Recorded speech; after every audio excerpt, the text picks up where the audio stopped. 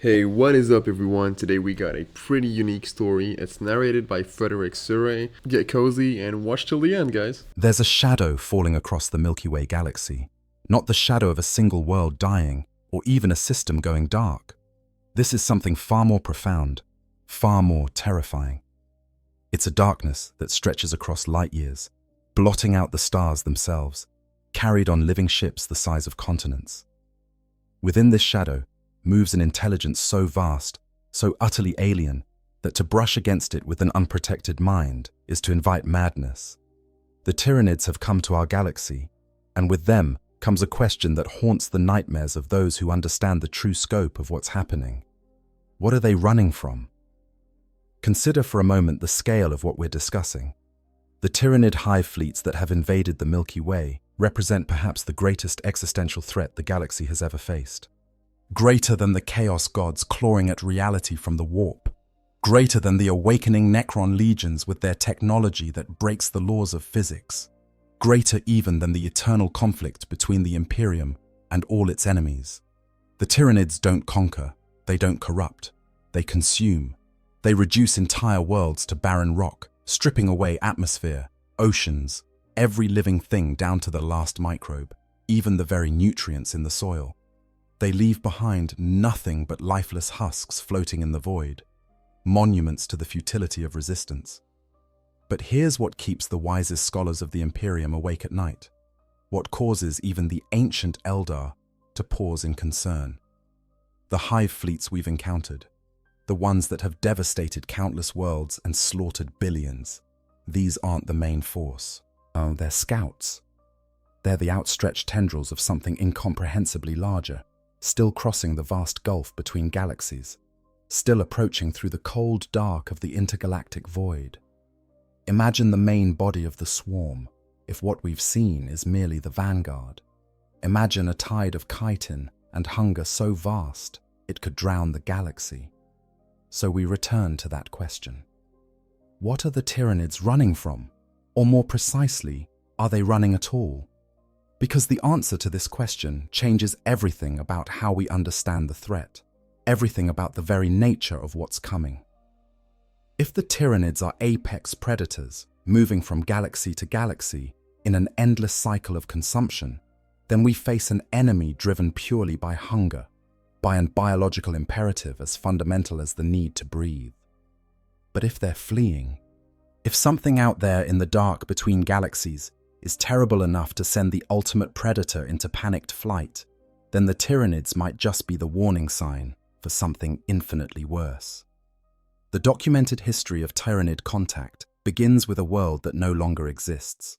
Tyran Primus stood as an outpost of human civilization on the eastern fringe, one of thousands of colonies that marked the edge of the Imperium's reach. It was an unremarkable world, home to mining operations, and a modest population that went about their lives in the 41st millennium, never knowing they would give their name to humanity's doom. The year was 745 in the 41st millennium, roughly 10,000 years after the Horus heresy had shattered the dream of the Emperor's unified Imperium and left humanity struggling in the darkness. Yet the first sign something was wrong came when communications from Tyran went silent. In the vast bureaucracy of the Imperium, where whole worlds can be forgotten for centuries, this might have gone unremarked. But Inquisitor Kryptman, a man whose name would become synonymous with the Tyranid threat, happened to be in the sector when the silence fell. What he found when he arrived at Tyran changed everything. The world was dead. Not destroyed by orbital bombardment, not ravaged by plague or war, but consumed. The atmosphere was gone, sucked away into the void. The oceans had been drained to nothing. The very bedrock showed signs of having been stripped of minerals and organic compounds. It was as if some impossible hunger had passed over the world and eaten it down to the core. But it was in the ruined bunkers and fortifications that Kryptman found the real horror. Data logs, some still functioning despite the devastation, painted a picture of the final hours. Creatures had descended from space in organic pods, a living rain of chitin and claws and teeth. The defenders had fought with desperate courage, but they might as well have fought the tide. For every creature they killed, 10 more emerged from the falling spores. The things adapted before their eyes, evolving resistances to weapons that had worked moments before, developing new bioforms to counter specific defensive strategies. The Tyranids learned as they fought, each death feeding information back to the hive mind, each sacrifice making the swarm stronger. The name Tyranids came from this dead world, a memorial to those who died there, though it would be cold comfort to the billions who would follow them into oblivion. But Kryptman understood, perhaps before anyone else in the Imperium, that what had consumed Tyran wasn't an isolated phenomenon. The fleet that had arrived there, the one designated Hive Fleet Behemoth, was moving with purpose, cutting a path through space toward the heart of the Imperium. It was hunting. Or perhaps, as some would later suggest, it was fleeing towards something, drawn by the psychic beacon of the Astronomicon like a moth to flame, seeking any source of biomass in its desperate flight. Yet the true story of why the Tyranids came to our galaxy begins not with Behemoth's arrival, but 10,000 years earlier, during the darkest days of the Horus Heresy. On a world called Sotha, within the mountain that gave the peak its name, there sat a device of impossible complexity. The Pharaohs was not human technology. It was Necron in origin, built from Blackstone and powered by the trapped fragments of star gods, designed to allow communication and travel across vast distances without touching the warp. During the Heresy, when the ruin storm conjured by the Word-bearers cut off the loyalist forces from Terra, Robut Guilliman discovered the Pharos and used it as a beacon, a lighthouse to guide his scattered fleet to safety. The Night Lords, those Terra troops who had followed their Primarch Conrad Kurz into madness and betrayal, learned of the Pharaohs. They understood that controlling it would give them strategic advantage that could turn the tide of the war. They attacked Sotha in force, and the defenders, led by an Iron Warriors loyalist named Barabbas Dantioch, made a desperate choice. Rather than let the device fall into traitor hands, Dantioch overloaded the Pharaohs, pushing it beyond its designed limits until the psychic energies it controlled exploded outward in a pulse that scattered the Night Lord's fleet and plunged the device into silence. But that pulse didn't stop at the edges of the solar system. It didn't even stop at the rim of the galaxy. The overloaded Pharos released a psychic shockwave that traveled through the void, through the empty darkness between galaxies, a scream of light in the eternal night. And out there, drifting in the cold between the stars, something heard it. The Tyranid hive fleets, dormant or moving slowly through the intergalactic gulf, detected that pulse. Their biological sensors, attuned to seek out concentrations of life and psychic energy, locked onto the signal. The hive mind stirred, slowly, ponderously, like a vast organism rousing from sleep. The fleets began to change course. They turned toward the source of that signal, toward the Milky Way galaxy, toward a feast beyond imagining. The journey took nearly 10,000 years. Think about that for a moment. 10,000 years of travel through absolute emptiness, through the void between galaxies, where there is nothing but darkness and ancient starlight. The nearest major galaxy to the Milky Way is Andromeda, sitting some 2.5 million light-years distant. Even at speeds multiple times that of light, which the Tyranids achieve through gravitational manipulation rather than warp travel, such distances require time measured in epochs rather than years. But the hive ships that would become known as Behemoth were already much closer when the Pharaohs fired. They had been drifting through the void for hundreds of thousands of years, perhaps millions, their biological components locked in deep hibernation to conserve energy during the crossing. Based on when Behemoth arrived and where it came from, Imperial scholars have calculated that the fleet was approximately 100,000 light-years from the galaxy when the Pharaoh's pulse reached it. If we assume travel at 10 times the speed of light, which seems conservative based on observed Tyranid fleet movements, then the fleet had been crossing the void for at least 10,000 years before that, which means it had been traveling for at least 20,000 years total since leaving wherever it originated. And here's where the first theory emerges about what the Tyranids might be running from. They ate everything. Consider what it means for a species whose entire existence revolves around consumption to spend 20,000 years, or more likely far longer, in the empty void between galaxies. No worlds to strip, no biomass to harvest, no genetic material to absorb and incorporate, just the slow metabolism of hibernation, burning through stored reserves with the patience of the truly alien. The hive fleet that arrived in our galaxy was hungry in a way that transcends mere physical need. It was desperate. Some imperial xenobiologists have theorized that the consumption of Tyran and the worlds that followed wasn't even primarily about feeding. It was about awakening the rest of the fleet. Each world consumed released a psychic pulse through the shadow in the warp, a signal that called to other hive ships, bringing more and more of the fleet out of dormancy as the conquest spread. But to have reached that state of desperate hunger, to have been forced to cross the intergalactic void, rather than simply moving on to new feeding grounds within their home galaxy, suggests a terrible possibility. What if the Tyranids didn't leave their galaxy of origin because they wanted to? What if they consumed everything? Every planet, every moon, every asteroid with organic compounds, every gas giant's atmospheric bacteria, every last scrap of biological material, until there was nothing left but barren rocks circling dead stars. It's almost impossible to imagine the scope of such devastation. Galaxies contain hundreds of billions of stars. Even if only a fraction have planets, and only a fraction of those planets harbor life, we're still talking about consuming potentially millions of living worlds. The process would be methodical. A hive fleet enters a system, strips it clean, uses the absorbed biomass to breed more warrior organisms, and moves on. With each world, the swarm grows larger. With each conquest, it becomes more efficient, incorporating useful traits from conquered species into its own biology. A galaxy-spanning wave of consumption, leaving behind only silence. The Tyranids are uniquely suited to such an apocalyptic campaign. They don't need supply lines. Every world they conquer provides all the resources needed for the next battle.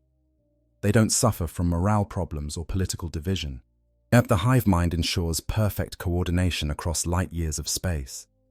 They don't even truly die. Fallen Tyranids are simply reabsorbed by the swarm, their biomass recycled into new forms. If we accept this theory, that the Tyranids consumed their entire home galaxy, then we must also accept what it says about their nature. They are not simply predators in the traditional sense. They are an existential threat to biological life itself. They are the heat death of evolution made manifest, the ultimate endpoint of the competitive struggle for survival. They are a species that has optimized itself so perfectly for consumption that it has consumed everything it can reach and must now range further, seeking new galaxies to devour. And the terrifying mathematics of this theory suggests that the Milky Way will not be enough. Even if the Tyranids consume every living thing in our galaxy, it will only sustain them temporarily. They will feed, grow, breed, and then the hunger will return, stronger than before, because the swarm will be larger. They'll need to move on again, to seek out the next galaxy, and the next, in an eternal cycle of consumption that will only end when the universe itself runs cold and dark. But let's examine the evidence that supports this hunger theory more carefully. The behavior of Tyranid hive fleets in our galaxy certainly demonstrates an insatiable drive to feed. When a hive fleet targets a world, it doesn't partially consume it and move on. The process is total.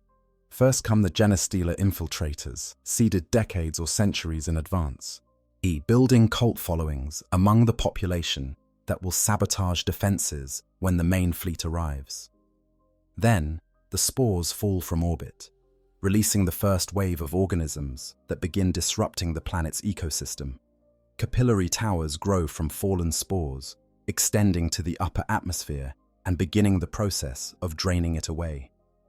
The biomass warfare is systematic and thorough. The shadow in the warp that precedes and accompanies Tyranid fleets serves multiple purposes.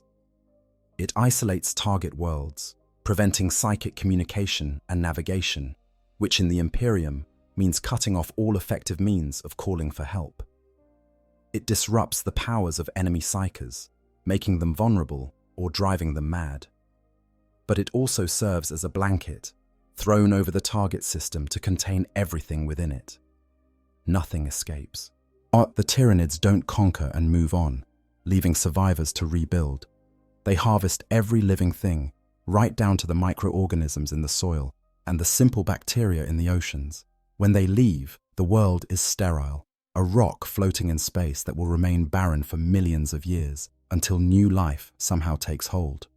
This totality of consumption speaks to a species that has learned, probably through harsh experience, not to waste anything. Perhaps in their home galaxy, as resources became scarcer and scarcer, the Tyranids evolved increasingly efficient methods of extraction. Perhaps leaving behind even a single microbe came to be seen as wasteful when the entire swarm was facing starvation. The evolution of the various Tyranid bioforms supports this theory. Rippers, these small creatures whose only purpose is to consume and carry biomass back to collection points. Malanthropes and biovores that break down resistant materials into digestible compounds. The entire Tyranid ecosystem is optimized not just for conquest, but for total harvest. Every adaptation serves the purpose of more efficient feeding. The hive fleet's movement patterns also suggest desperation rather than leisure. Behemoth didn't probe carefully at the edges of Imperial space, testing defenses and learning. It drove straight for the heart of the Imperium, following the beacon of the Astronomicon, like a starving animal following the scent of food. The fleet's tactics showed sophistication, yes, but also a kind of frantic urgency. It spent biomass freely, throwing organisms into battle with what seemed like reckless abandon, because every world conquered meant resources to breed more warriors. The hive mind calculated that aggressive expansion was worth the cost because sitting still meant starvation. The fleet had crossed the intergalactic void on limited reserves. It needed to feed, and it needed to do so quickly, to wake the rest of the dormant fleet and establish sustainable harvesting patterns before those reserves ran out entirely. When we look at the subsequent hive fleets, we see variations in tactics, but the same fundamental urgency.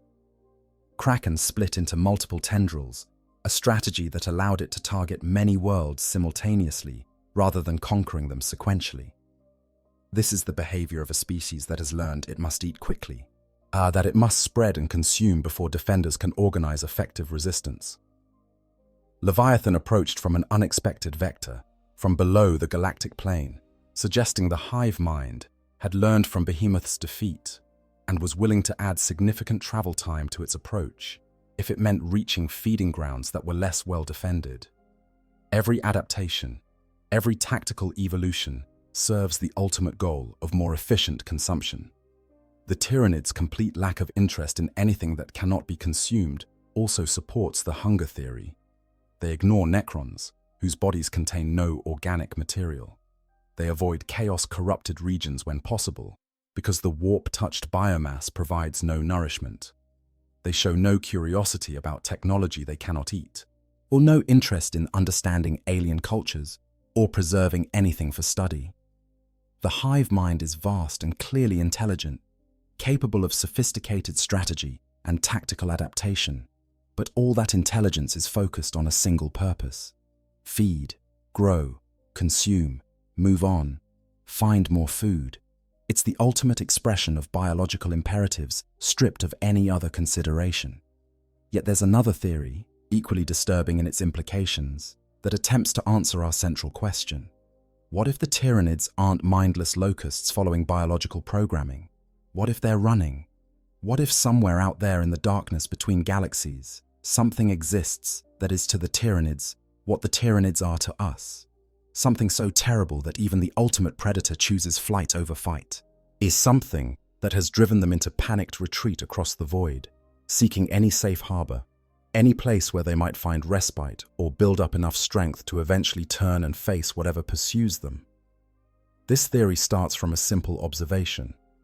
The the Tyranids clearly possess intelligence. The hive mind demonstrates strategic thinking, learns from defeats, and adapts its approach based on enemy capabilities. Such an intelligence, faced with a depleted home galaxy, would have options other than desperate flight into the void. It could establish sustainable harvesting patterns, allowing some worlds to recover between feedings. It could seek out uninhabited systems where life might eventually evolve. It could enter a state of mass hibernation, waiting millions of years for new life to develop. But instead, the hive fleets we've encountered came across the intergalactic gulf, a journey that represents enormous risk and expenditure of resources. Why? The answer might lie in what they were fleeing from. Consider the silent king of the Necrons, Sarek, who in his self-imposed exile traveled through the void between galaxies for millions of years. When he returned to the Milky Way, he brought with him knowledge of the Tyranid threat. He had encountered them out there in the darkness, and what he saw disturbed him enough to break his eternal penance and return to wake his people. The Necrons, who had slept for 60 million years, who had once fought and defeated the Old Ones and the C'tan, now faced an enemy that their king considered an existential threat. But here's what's interesting about Sarek's accounts, the ones shared with those few he trusted. He didn't encounter the Tyranids actively hunting through the void. He found them moving with purpose, yes, but also with what seemed to him like urgency, a flight response rather than a hunting pattern. The silent king, who had spent millions of years alone with his thoughts, who retained all his memories of being organic, understood something about survival and fear that his more machine-like subjects could not grasp. The Tyranids, he believed, were not attacking our galaxy. They were hiding in it, using it as a refuge, consuming its biomass, not out of simple hunger, but out of a desperate need to rebuild strength, to increase their numbers, to prepare for something. When Sarek shared his observations with the Blood Angels during the desperate alliance at Gehenna, he spoke of the Tyranids as a rising storm. But storms don't arise without cause. They're driven by pressure systems, by competing forces. What forces were driving the Tyranid storm toward our galaxy? One possibility is that the Tyranids were created as a weapon, likely by the Old Ones during the ancient war in heaven, and they escaped their creator's control. The Old Ones were master biotechnicians who created the Eldar, the Orcs, and countless other species as weapons and soldiers in their war against the Necrons and C'tan. Creating a species optimized for consumption and rapid evolution would fit their methods. Perhaps the Tyranids were designed as a reset button, something to sweep through the galaxy, consuming everything, storing the genetic patterns of all life and allowing the Old Ones to rebuild from scratch after the war ended. But such a weapon would be dangerous. If the Tyranids evolved beyond the Old Ones' control, if they turned on their creators and consumed them, they would suddenly find themselves in a galaxy where nothing could stop them. They would feed until nothing remained, and then they would need to move on. But what if the Old Ones didn't die? What if some of them survived, perhaps fleeing to another galaxy, and they've been pursuing their wayward creation ever since? The Tyranids would have consumed the Old Ones' other creations, absorbed their genetic patterns, grown stronger with each world conquered. But they would also know that somewhere out there, their creators lived. The beings who made them, who understood their nature at a fundamental level, who knew exactly how to unmake them. That would be a threat worth fleeing from. Are the Old Ones with millions of years to prepare, to create new weapons, to design biological counters to the Tyranid threat, would represent an enemy the hive mind could not simply overwhelm with numbers. Another possibility involves the C'tan, the star gods who fed on life energy and who the Necrons eventually shattered into shards. What if one or more of the C'tan survived intact? Or what if the shards found a way to recombine in some other galaxy? The C'tan fed on the pain and suffering of living beings, but the Tyranids, for all their biological nature, operate through a hive mind that might be too alien, too distributed, for the C'tan to feed upon properly. A frustrated C'tan, unable to feed on the Tyranids, but certainly capable of destroying them, might have driven them from galaxy to galaxy in an endless chase. Thus the Tyranids would flee, not because the Satan could consume them, but because the Star God could annihilate them without gaining any sustenance from the act, making it a threat without rational limits.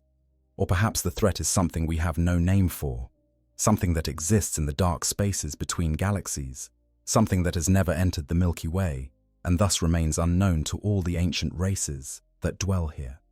The universe is vast, far vaster than the galaxy, and we are painfully aware of how much we don't know about what exists even in our own small corner of space.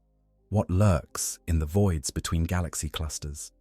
What intelligence might have evolved in conditions we can't imagine, feeding on exotic matter or energy sources we haven't discovered? The Tyranids' ability to cross intergalactic space suggests they've encountered and consumed life in the void itself. What if something out there in the dark has been hunting them, following their trail of consumption across multiple galaxies, an exterminator following a plague? The evidence for this flight theory is admittedly circumstantial, but it's compelling when examined closely. The Tyranids approach our galaxy from multiple directions. Behemoth came from the galactic east. Kraken split into multiple vectors. Leviathan approached from below the galactic plane. This suggests that the various hive fleets aren't part of a single coordinated invasion force moving together through space. They're separated, scattered, possibly fragmented remnants of what was once a much larger swarm.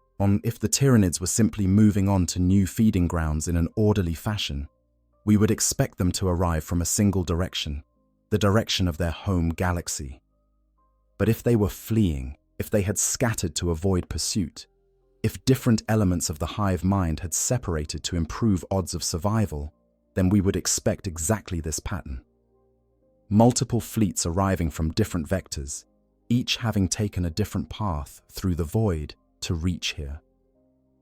The desperation we see in Tyranid tactics could be interpreted as the behavior of a species that knows it's being pursued. They don't take time to establish sustainable harvesting patterns because they know they may not have time.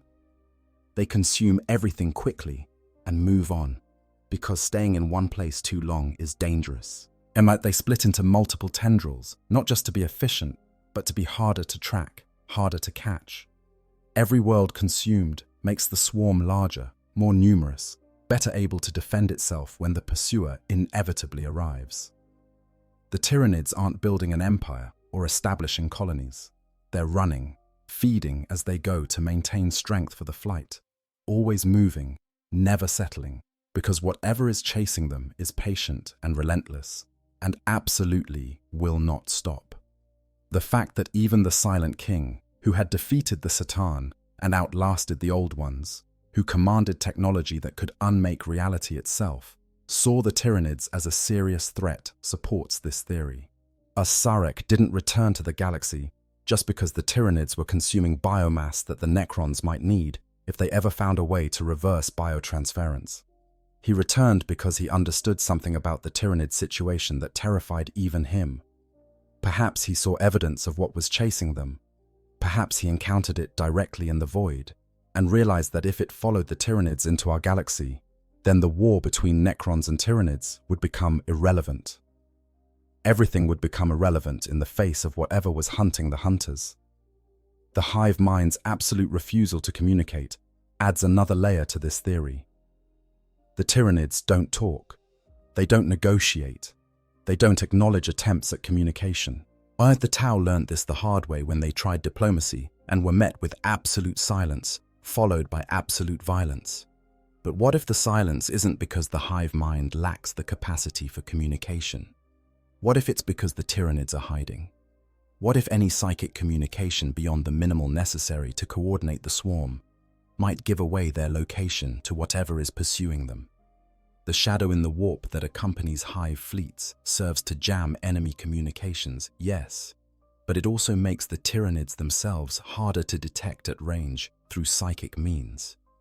A species fleeing from a pursuer that can track psychic emissions might evolve exactly this kind of psychic stealth. Even the Tyranids' preference for using gravitational manipulation for faster-than-light travel instead of the warp makes more sense in this context. The warp is dangerous, chaotic, but it's also highly detectable to anyone with psychic sensitivity. A species traveling through the warp leaves a wake, a disturbance that can be tracked. But gravitational manipulation, while slower, is stealthier. The Tyranids slide through real space, bending gravity around their fleet to achieve effective, faster-than-light movement without touching the warp at all. For a predator, this would be inefficient. For prey trying to avoid detection while still covering vast distances, it would be essential. The various hive fleets' different approaches to combat might represent different survival strategies developed during the flight. A behemoth's aggressive frontal assault could be one fleet's attempt to feed quickly and move on before being located. Krakens splitting into multiple tendrils could be another fleet's strategy to spread out and make itself harder to eradicate in a single strike. Leviathan's unexpected approach vector might represent a fleet that has learned to be unpredictable, to take longer routes that avoid areas where the pursuer might expect to find them. Each fleet, while connected to the greater hive mind, might be partially autonomous, trying different survival strategies and sharing information about which approaches work best. There's also the question of the genestealers and the genestealer cults. These infiltrators are seeded on worlds decades or even centuries before the main hive fleet arrives. They breed with the local population, creating hybrid generations that worship the Star Children and actively work to sabotage planetary defenses when the fleet appears. But the genestealers don't just serve as advanced scouts and saboteurs. They also serve as a form of species insurance. If a hive fleet is destroyed before reaching the worlds where it planted genestealers, those infiltrators survive. They continue to breed, to spread, to call out to the hive mind through their psychic connection. Eventually, another fleet might hear that call and arrive to harvest the prepared worlds. For a species that's being hunted, having elements that can survive the destruction of the main fleet and potentially rebuild would be crucial. The more you examine Tyranid behavior through the lens of the flight theory, the more their actions make a terrible kind of sense. They're not simply feeding. They're trying to become too numerous, too spread out, too strong to be eradicated. Every world consumed adds to their numbers. Every new bioform adapted adds to their capabilities. Every hive fleet that splits and spreads makes the total swarm harder to destroy. They're engaged in a desperate race for survival, trying to reach critical mass before their pursuer catches up, trying to transform themselves from prey into something that can finally turn and fight. And perhaps that's the most terrifying implication of this theory. If the Tyranids are running from something, and if their strategy is to consume entire galaxies to build up strength, then what happens when they finally feel strong enough to stop running? When the hive mind decides it has consumed enough, evolved enough, grown large enough to turn and face whatever has been chasing it. That confrontation would occur in our galaxy.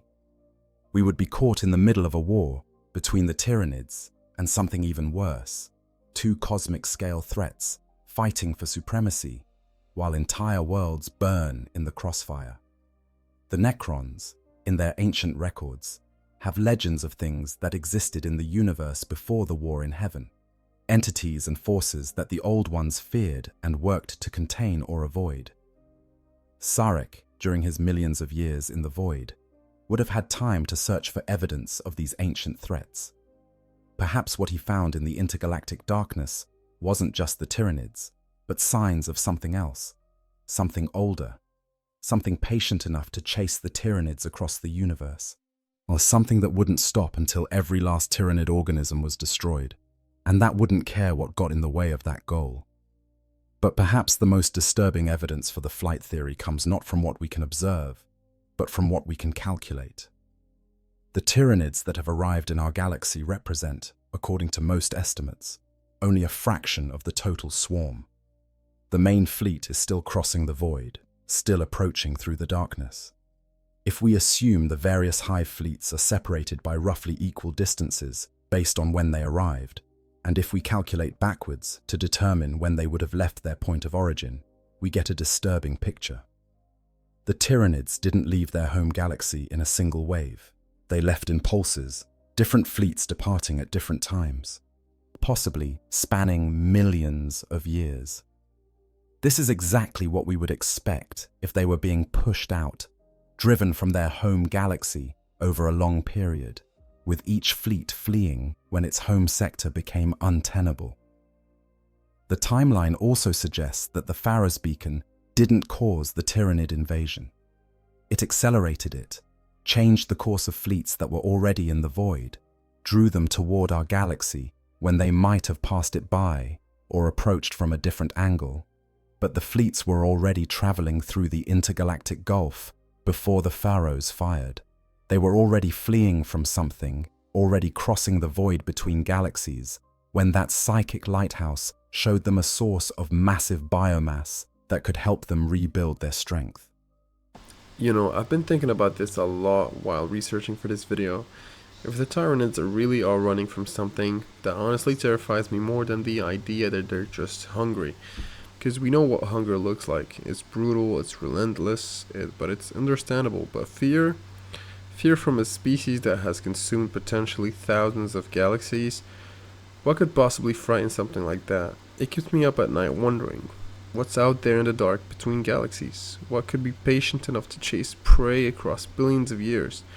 Sometimes I think the Imperium is fighting the wrong war. They should be preparing for what comes after the Tyranids, not just the Tyranids themselves. But anyways, let's continue the video. The Pharos didn't create the Tyranid threat, and it just made our galaxy a target. There's also the strange case of the splinter fleet that disappeared. Hive fleet Perseus battled the Ultramarines in 976 in the 41st Millennium, but then it simply drifted out of Imperial space and vanished. It didn't continue to attack. It didn't turn back toward known feeding grounds. It just left, moving into the void beyond the galaxy. If the Tyranids were simply following a feeding imperative, Perseus's behavior makes no sense. There were still countless worlds to consume. Why leave? But if the hive mind had detected something, some threat approaching from a particular direction, then sending a fleet away from that vector while other fleets continued to feed makes perfect tactical sense. Perseus might have been sent to survive, to escape whatever was coming, while the other fleets bought time with their feeding and their battles. We must also consider what this theory means for the future of the galaxy. If the Tyranids are fleeing, then defeating them in our galaxy won't end the threat. More fleets are coming, driven by the same fear, the same desperate need to escape whatever pursues them. And eventually, that pursuer itself might arrive, drawn to our galaxy by the psychic signature of the Tyranids, by the shadow in the warp, by the massive consumption of biomass that the hive fleets leave in their wake.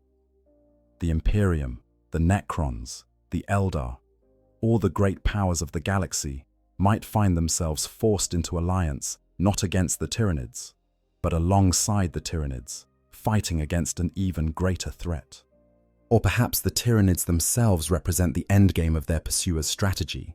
Perhaps whatever is chasing them doesn't want to destroy them directly. Perhaps it drives them from galaxy to galaxy, forcing them to consume everything in their path, turning them into a weapon that clears out all other life.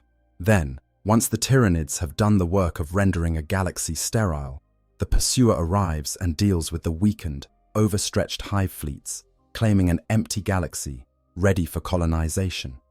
In this scenario, we're not facing an invasion. We're facing the first stage of an extermination event, with the Tyranids as unwitting tools of something even more terrible. The psychological impact of the flight theory on those who defend against the Tyranids cannot be overstated. It's one thing to face an enemy driven by hunger, by simple biological imperative. You can understand that. You can fight it, knowing that you face a predator that, while dangerous, is ultimately acting according to natural laws. But facing an enemy that's fleeing in terror, an enemy that's so desperate it will consume entire galaxies just to stay ahead of its pursuer, that's different. Because it means that somewhere out there, something exists that the ultimate predator fears. And fear, true existential fear is contagious. The Tyranids don't show emotion. They don't communicate their state of mind. But if they're running, if all their actions are driven by the need to escape something worse, then every world they consume brings that something closer to our galaxy. Consider the implications for the Imperium strategy. Currently, Imperial forces fight to destroy hive fleets and to drive them back, to protect worlds from consumption. But if the Tyranids are running, then fighting them might be counterproductive. It might force them to fight harder, to consume more desperately, to spread faster in their attempt to build up strength. It might even drive them to unleash bioforms they've been holding in reserve, weapons too terrible to use against normal prey, but justified against an enemy that's preventing their escape. The Imperium might be forcing the Tyranids into a corner, making them more dangerous rather than less. On the other hand, if the flight theory is correct, it might offer opportunities that the hunger theory doesn't. A species running from something can potentially be redirected. If the Imperium could determine what the Tyranids are fleeing from and where it's located, and they might be able to herd the hive fleets away from Imperial space, pointing them toward empty regions of the galaxy, or even back out into the void. It would require understanding the hive mind at a level no one has achieved, finding a way to communicate the concept of safe passage in exchange for leaving certain regions alone. It would be desperate diplomacy with an alien intelligence that has never shown interest in anything but consumption. But the flight theory suggests that somewhere beneath the hunger, there might be a survival instinct that could potentially be leveraged. The evidence, when examined carefully, supports elements of both theories. The Tyranids clearly demonstrate the behavior of a species driven by insatiable hunger. Their biology is optimized for consumption, their tactics focus on rapid harvesting, and their complete disinterest in anything they cannot eat suggests an intelligence narrowly focused on feeding. But they also show signs of desperation, of urgency that goes beyond simple hunger. Their scattered approach vectors, their varying tactics, their refusal to communicate or engage in anything resembling negotiation, all of this could indicate a species fleeing from a threat while using any available biomass to build strength for an eventual confrontation.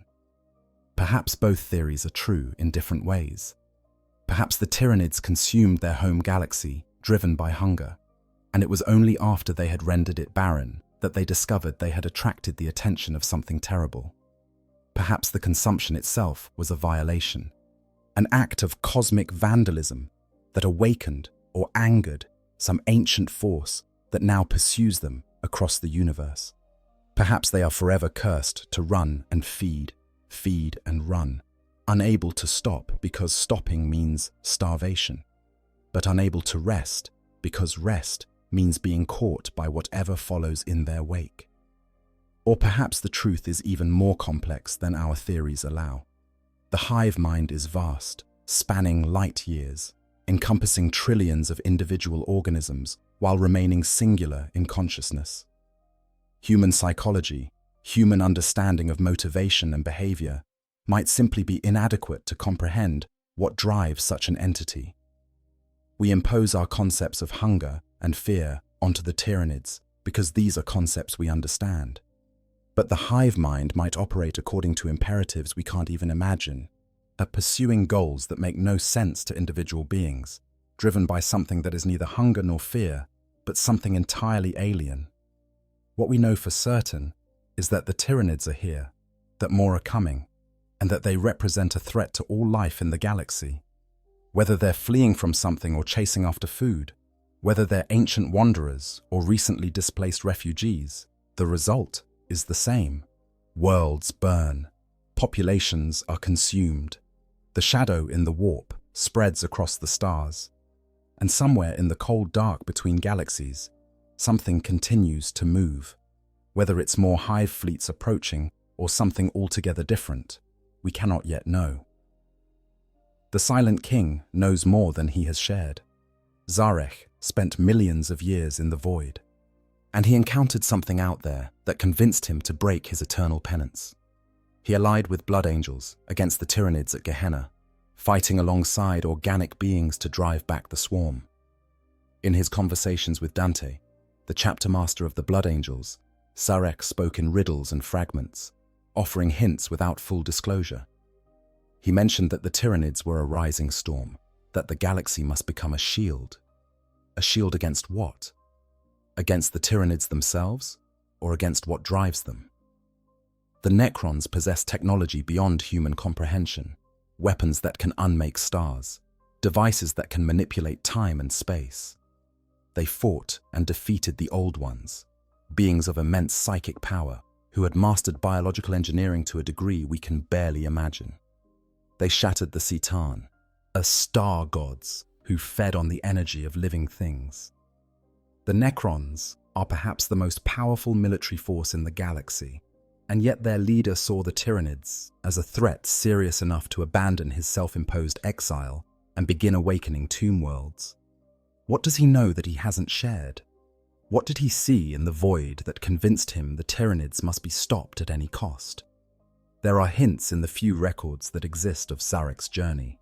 He traveled with a fleet, a planetoid-sized craft and escorts, carrying Necron warriors in stasis to attend him because even in exile, he was still a king. Such a fleet, equipped with Necron sensors and weapons, would be capable of detecting and analyzing phenomena across vast distances, in the void between galaxies where there is almost nothing to obscure long-range scans. Such sensors would have incredible range. Sarek would have been able to observe the movements of multiple Tyranid hive fleets, to calculate their courses and origins, to perhaps even detect what drove them. Some Necron cryptechs who have studied the available data about Sarek's return have put forth a disturbing theory. They suggest that the Silent King didn't encounter the Tyranids by chance in the void.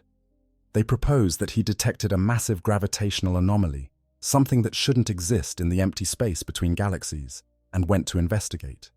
What he found were the Tyranid hive fleets, millions of bioships traveling in a coordinated pattern through the darkness.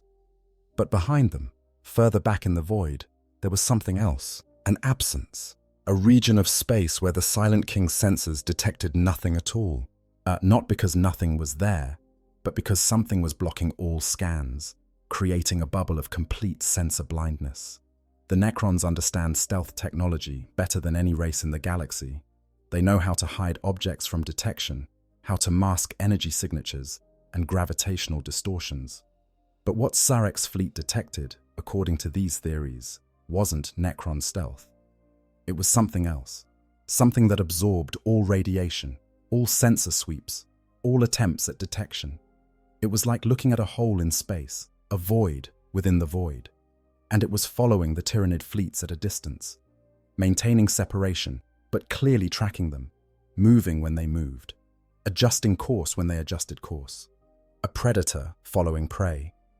If these theories are accurate, then the Silent King made a calculated decision. He couldn't fight whatever was following the Tyranids, not with the forces he had in the void.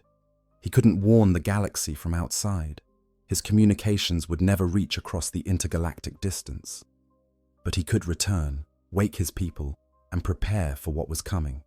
The Tyranids were the immediate threat, the clear and present danger that would arrive first.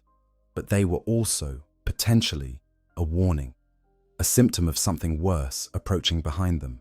By fighting the Tyranids now, by studying them and understanding them, the galaxy might gain insight into how to face what follows. The alliance at Gehenna supports this interpretation. When the Blood Angels and Necrons stood together against a Tyranid assault, it wasn't because Sarek suddenly developed fondness for organic life. And it was because he understood that the Tyranids needed to be slowed down, their advance into the galaxy controlled and managed.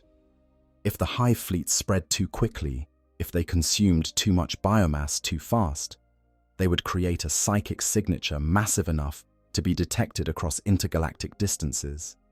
They would essentially light a beacon, showing whatever pursues them exactly where they've gone. Better to contain them, to limit their spread, to keep the total biomass consumption low enough that the galaxy doesn't advertise itself to whatever lurks in the darkness. There's also the matter of the Blackstone fortresses and the Pharaoh's network. The Necrons built the Pharaoh's devices originally, massive pylons of blackstone powered by Citan shards that could enable communication and travel without touching the warp. The device on Sotha that drew the Tyranids to our galaxy was just one of many, and while Guilliman attempted to destroy it after the heresy, the Necron technology eventually repaired itself. The Silent King, upon returning to the galaxy, immediately began searching for other Pharaoh's installations. The official explanation is that he wanted to use them to help coordinate Necron forces across the galaxy. But perhaps he had another purpose. Perhaps he wanted to shut them down, to prevent any more massive psychic pulses from advertising the galaxy's location to the void. When Archmagos Call rediscovered the repaired Pharos on Sotha and attempted to study it, the Silent King sent forces to interfere with the research. The official story is that he wanted to prevent the Imperium from gaining access to Necron technology. But perhaps he was trying to prevent another overload, another massive psychic pulse that would call even more attention to the galaxy. The destruction of the Pharos, when it finally occurred, was accomplished through combined firepower from multiple ships, including the Silent King's own forces. It wasn't just destroyed, it was annihilated, reduced to component atoms, ensuring it could never be reactivated or repaired again. The Necron dynasties have also changed their strategic approach to Tomb World awakening. Traditionally, Necron tomb worlds would awaken gradually, with individual dynasties rising according to preset schedules, or when their automated defenses detected threats. But since the Silent King's return, there's been a coordinated effort to wake specific tomb worlds in a particular pattern. Xenobiologists studying Necron movements have noticed that the tomb worlds being awakened form a kind of perimeter around regions of Tyranid activity. Not a perimeter designed to contain the Tyranids, which would be impossible given their numbers, but a perimeter designed to monitor them, as if the Necrons aren't just fighting the Tyranids. They're watching them, studying their behavior, trying to predict where they'll go next. This could be explained as simple military intelligence gathering, knowing your enemy's movements and patterns. But the specific nature of the monitoring suggests something else.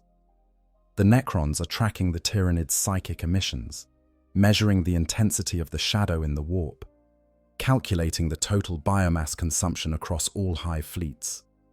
They're building a database, a comprehensive record of Tyranid activity that goes far beyond what would be needed just to fight them. It's as if they're trying to determine how noticeable the Tyranids are, how far their psychic signature carries, whether their presence in the galaxy is subtle or obvious to anyone who might be looking for them from outside. There are also curious reports from the edges of the galaxy, from rogue trader expeditions that have ventured beyond the rim into the empty space between our galaxy and others. Several of these expeditions have detected unusual phenomena, gravitational distortions that don't correspond to any known celestial objects, regions of space where the background radiation shows anomalous patterns, areas where ship sensors malfunction in ways that suggest purposeful interference rather than natural phenomena. While most of these reports are dismissed as sensor glitches or the effects of uncharted astronomical phenomena, but some inquisitors who have studied the reports carefully have noted that the anomalies seem to be concentrated in regions of space between our galaxy and the direction from which the Tyranid hive fleets originated. If something is following the Tyranids, it might be doing so carefully, staying at extreme range, using stealth technology or natural phenomena to remain undetected. The anomalies detected by rogue traders might be the earliest warning signs of its approach, or they might be something else entirely, unrelated to the Tyranid threat, but concerning in their own right. The void between galaxies is vast and largely unexplored. Humanity has barely scratched the surface of understanding our own galaxy. What exists in the spaces between galaxies is almost entirely unknown. The Eldar, who are generally more forthcoming about cosmic threats than they perhaps should be, have remained unusually silent on the question of what the Tyranids might be fleeing from.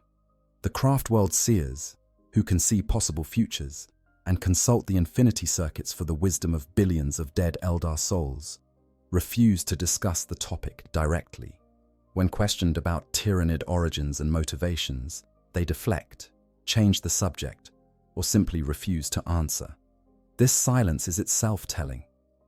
The Eldar are not shy about explaining threats to other species when it suits their purposes. They've warned the Imperium about chaos invasions, about Necron awakenings, about demonic incursions. But about what the Tyranids might be running from, they say nothing.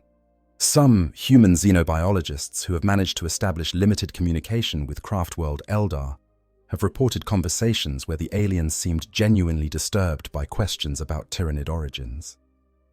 One farseer, when pressed on the topic, allegedly said that there are some questions whose answers would do more harm than the ignorance they replace. That knowing what the Tyranids flee from would not help humanity prepare for it, because preparation would be impossible. The farseer suggested that if something terrible enough to frighten the Tyranids actually exists and is pursuing them, then the best strategy would be to help the Tyranids feed and grow stronger, so they might eventually stand and fight rather than leading their pursuer into our galaxy. This creates a terrible ethical dilemma. If the Eldar are right, if the best hope for the galaxy is to allow the Tyranids to consume enough biomass to turn and face whatever follows them, then every world the Imperium defends, every hive fleet they destroy, brings doom closer. By fighting the Tyranids, by preventing them from feeding, humanity might be ensuring that they remain in the galaxy longer, that they continue to run rather than turning to fight. The Tyranids might be forced to stay in the Milky Way, consuming world after world, because they can never quite gather enough strength to face what pursues them. And all the while, that pursuer draws closer, following the trail of consumption and death. But allowing the Tyranids to feed unopposed is also unthinkable. It would mean sacrificing countless billions, letting worlds be consumed without resistance, standing by while entire sectors are reduced to barren rocks. Even if it were the logical choice, even if it offered the best chance of survival for the galaxy as a whole, it would require a level of cold calculation that few could stomach. To choose which worlds live and which are fed to the Tyranids, to decide how much biomass is enough to make them turn and fight, to gamble the fate of the galaxy on the hope that they'll eventually stop running. The moral weight of such decisions would crush anyone who attempted to make them. There's also no guarantee that the Tyranids would turn and fight, even if allowed to feed. Perhaps they've been fleeing for so long, across so many galaxies, that fighting is no longer in their nature. Perhaps they've evolved into a species that survives through flight and consumption, that has forgotten or deliberately abandoned any capacity for standing their ground. They might consume the entire Milky Way, grow to unimaginable size and strength, and then simply flee to the next galaxy when their pursuer finally arrives. In which case, we would have sacrificed everything for nothing, fed the swarm, and doomed ourselves without even slowing down what follows. The question of what the Tyranids are running from intersects with theories about their origin, because understanding where they came from might offer clues about what drives them. The Old Ones theory has significant support among those who study ancient history. The Old Ones were master biotechnicians who created entire species as weapons and tools during the War in Heaven. The Orcs, the Eldar, the Jokairo, and countless other species all bear signs of deliberate engineering, of being shaped for specific purposes. The Tyranids, with their ability to rapidly adapt and evolve, with their perfect biological efficiency, seem too optimized to be a product of natural evolution. If the Old Ones created the Tyranids, what was their purpose? One theory suggests they were designed as a cleanup mechanism, a way to scour galaxies clean of all life and store the genetic patterns for later reconstruction. After the War in Heaven, if the Old Ones had won completely, they might have wanted to start fresh, to eliminate the damaged and corrupted species that had emerged from the conflict and rebuild from scratch using pure genetic templates. The Tyranids would have been perfect for this. Thus consuming everything while their Norn queens stored genetic information from everything they ate. But the War in Heaven went badly for the Old Ones. They were defeated, their civilizations destroyed, their surviving members scattered or gone into hiding. If they had already created the Tyranids and deployed them to some distant galaxy for testing or storage, those Tyranids might have continued to operate according to their programming long after their creators died. They would consume one galaxy, store the genetic patterns, and then move on to the next, endlessly repeating the cycle because no one had ever told them to stop. Eventually, they might have consumed so many galaxies that they became visible to other cosmic powers, drawing attention they couldn't handle, finding themselves hunted by things that didn't care about Old One programming or objectives. Another theory suggests the Tyranids are related to or descended from the enslavers, psychic parasites that emerged from the warp during the War in Heaven and nearly destroyed all sentient life in the galaxy. The enslavers controlled minds, enslaved entire populations, and used their victims as tools for further conquest. Some scholars note similarities between enslaver biology and Tyranid biology, particularly in the psychic control mechanisms and the appearance of certain bioforms. Perhaps the enslavers that left the galaxy after running out of minds to control didn't die out. Perhaps they evolved, adapted, developed new strategies for survival. Perhaps they transformed themselves into something more physical, less dependent on psychic prey, and until they became the Tyranids we know. If the Tyranids are descended from the enslavers, it might explain their psychic abilities and the shadow in the warp phenomenon. It might also explain what they're running from. The enslavers were eventually driven from the galaxy by a combination of factors, including the awakening of the Necrons, who were immune to psychic control, and the development of anti-psychic technologies by various species. If something similar happened in other galaxies, if the Tyranids encountered a civilization with powerful anti-psychic capabilities or natural immunity to the shadow in the warp, they might have been forced to flee rather than face extermination. The Citan theory has fewer supporters, but is no less disturbing in its implications. The Citan, star gods who fed on life energy, were eventually shattered by the Necrons into fragments that could be controlled and contained. But what if not all of them were caught? What if one or more Citan escaped into the void between galaxies, where they could hide from the Necrons while slowly rebuilding their strength? Such entities would need to feed, and the Tyranids, with their massive consumption of biological life, would create enormous amounts of life energy, fear, pain, all the things Citan feed upon. A Citan might follow the Tyranids from galaxy to galaxy, feeding on the psychic backwash of their consumption, growing stronger, while the Tyranids remain ignorant of what stalks them. Or perhaps the relationship is more direct. Perhaps the Tyranids were created by a Citan as a feeding mechanism, as a way to generate the emotions and life energy the star god needs to sustain itself. The Tyranids would serve as harvesters, consuming biological life and generating the fear and suffering that feeds their creator, while the Citan maintains distance to avoid detection by the Necrons. If the Tyranids ever realized their true purpose, if they understood they existed only to feed something else, they might attempt to escape their creator's control. They might flee across the universe, trying to find refuge in galaxies far enough away that the Citan cannot track them, even though they carry the psychic signature of their creation wherever they go. Each of these origin theories offers different insights into what the Tyranids might be running from, but they all share a common thread. They all suggest that the Tyranids, and despite their terrifying power and numbers, are not the top of the cosmic food chain. They were either created by something greater, evolved from something that was hunted to near extinction, or escaped from something that considers them prey or property. In any of these scenarios, the Tyranids are not the ultimate threat. They're a symptom of something worse, a warning sign that the galaxy has not yet learned to read. The scale of the Tyranid threat cannot be overstated. Conservative estimates suggest that the hive fleets visible in our galaxy represent perhaps 1% of the total swarm. Some estimates go much higher, suggesting that what we've seen is less than a fraction of a percent. The main fleet is still out there, still crossing the void. a mass of biomechanical horror so vast it would blot out the stars if viewed from the right angle. Trillions of organisms, millions of bioships, all directed by a single distributed consciousness that spans light years.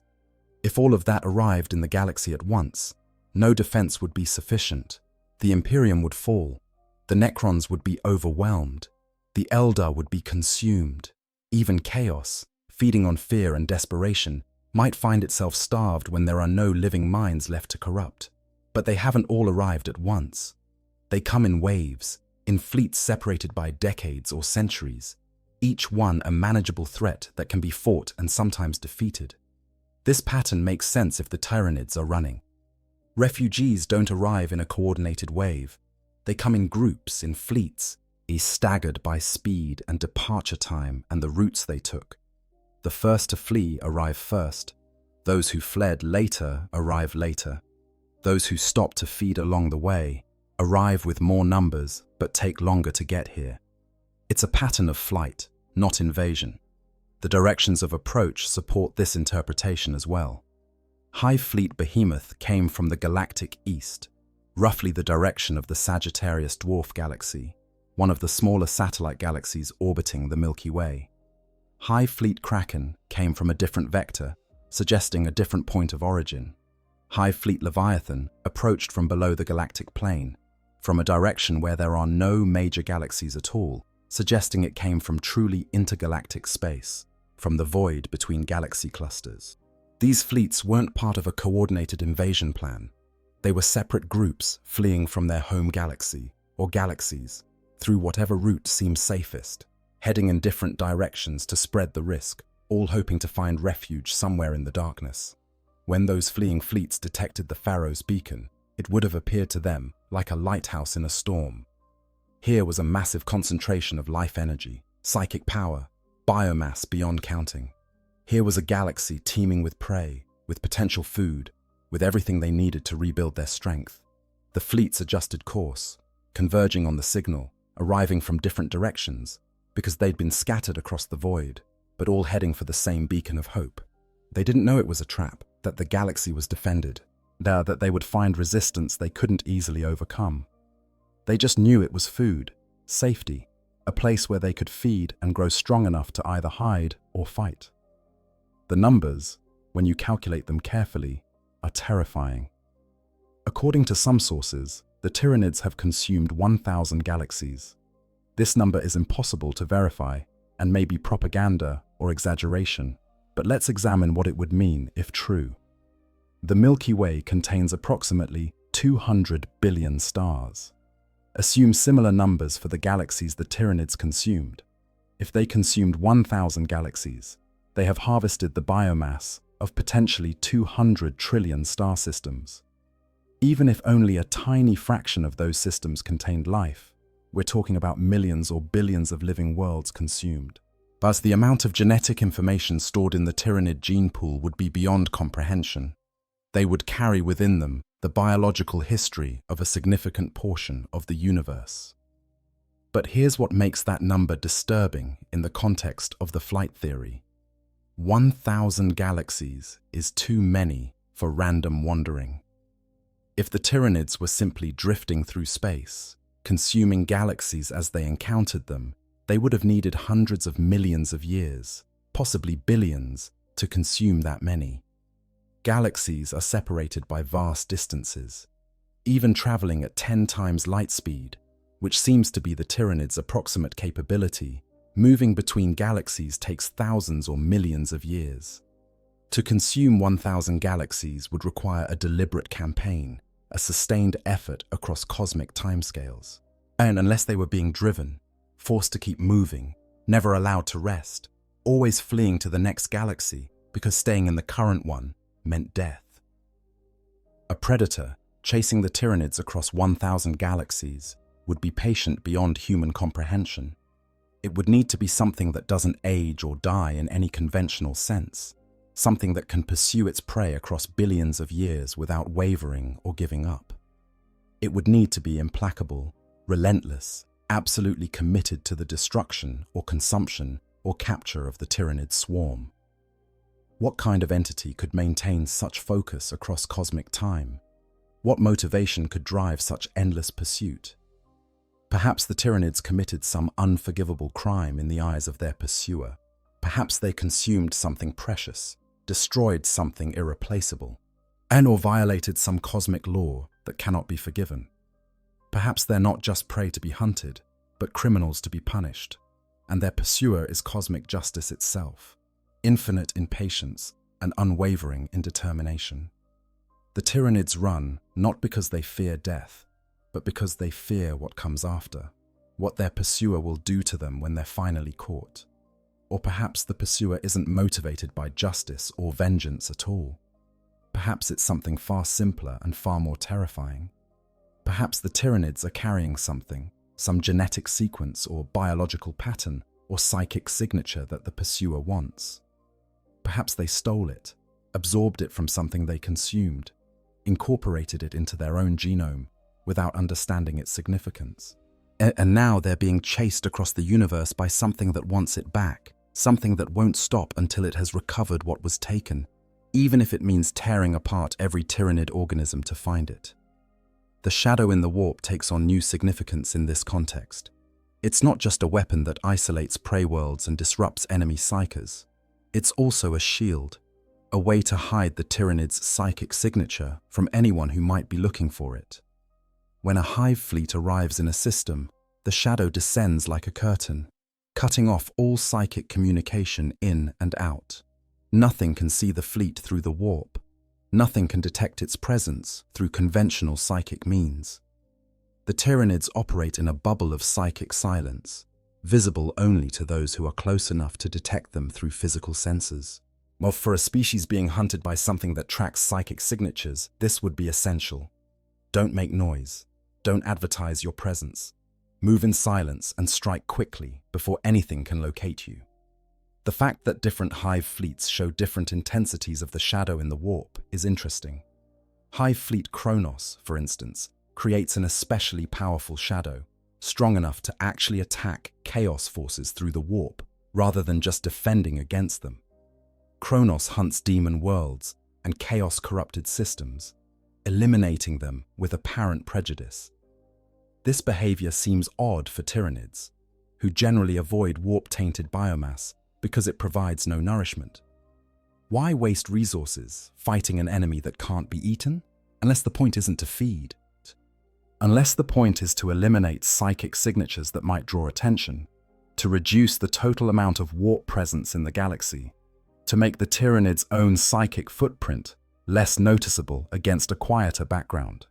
Kronos might represent the hive mind's attempt to hide.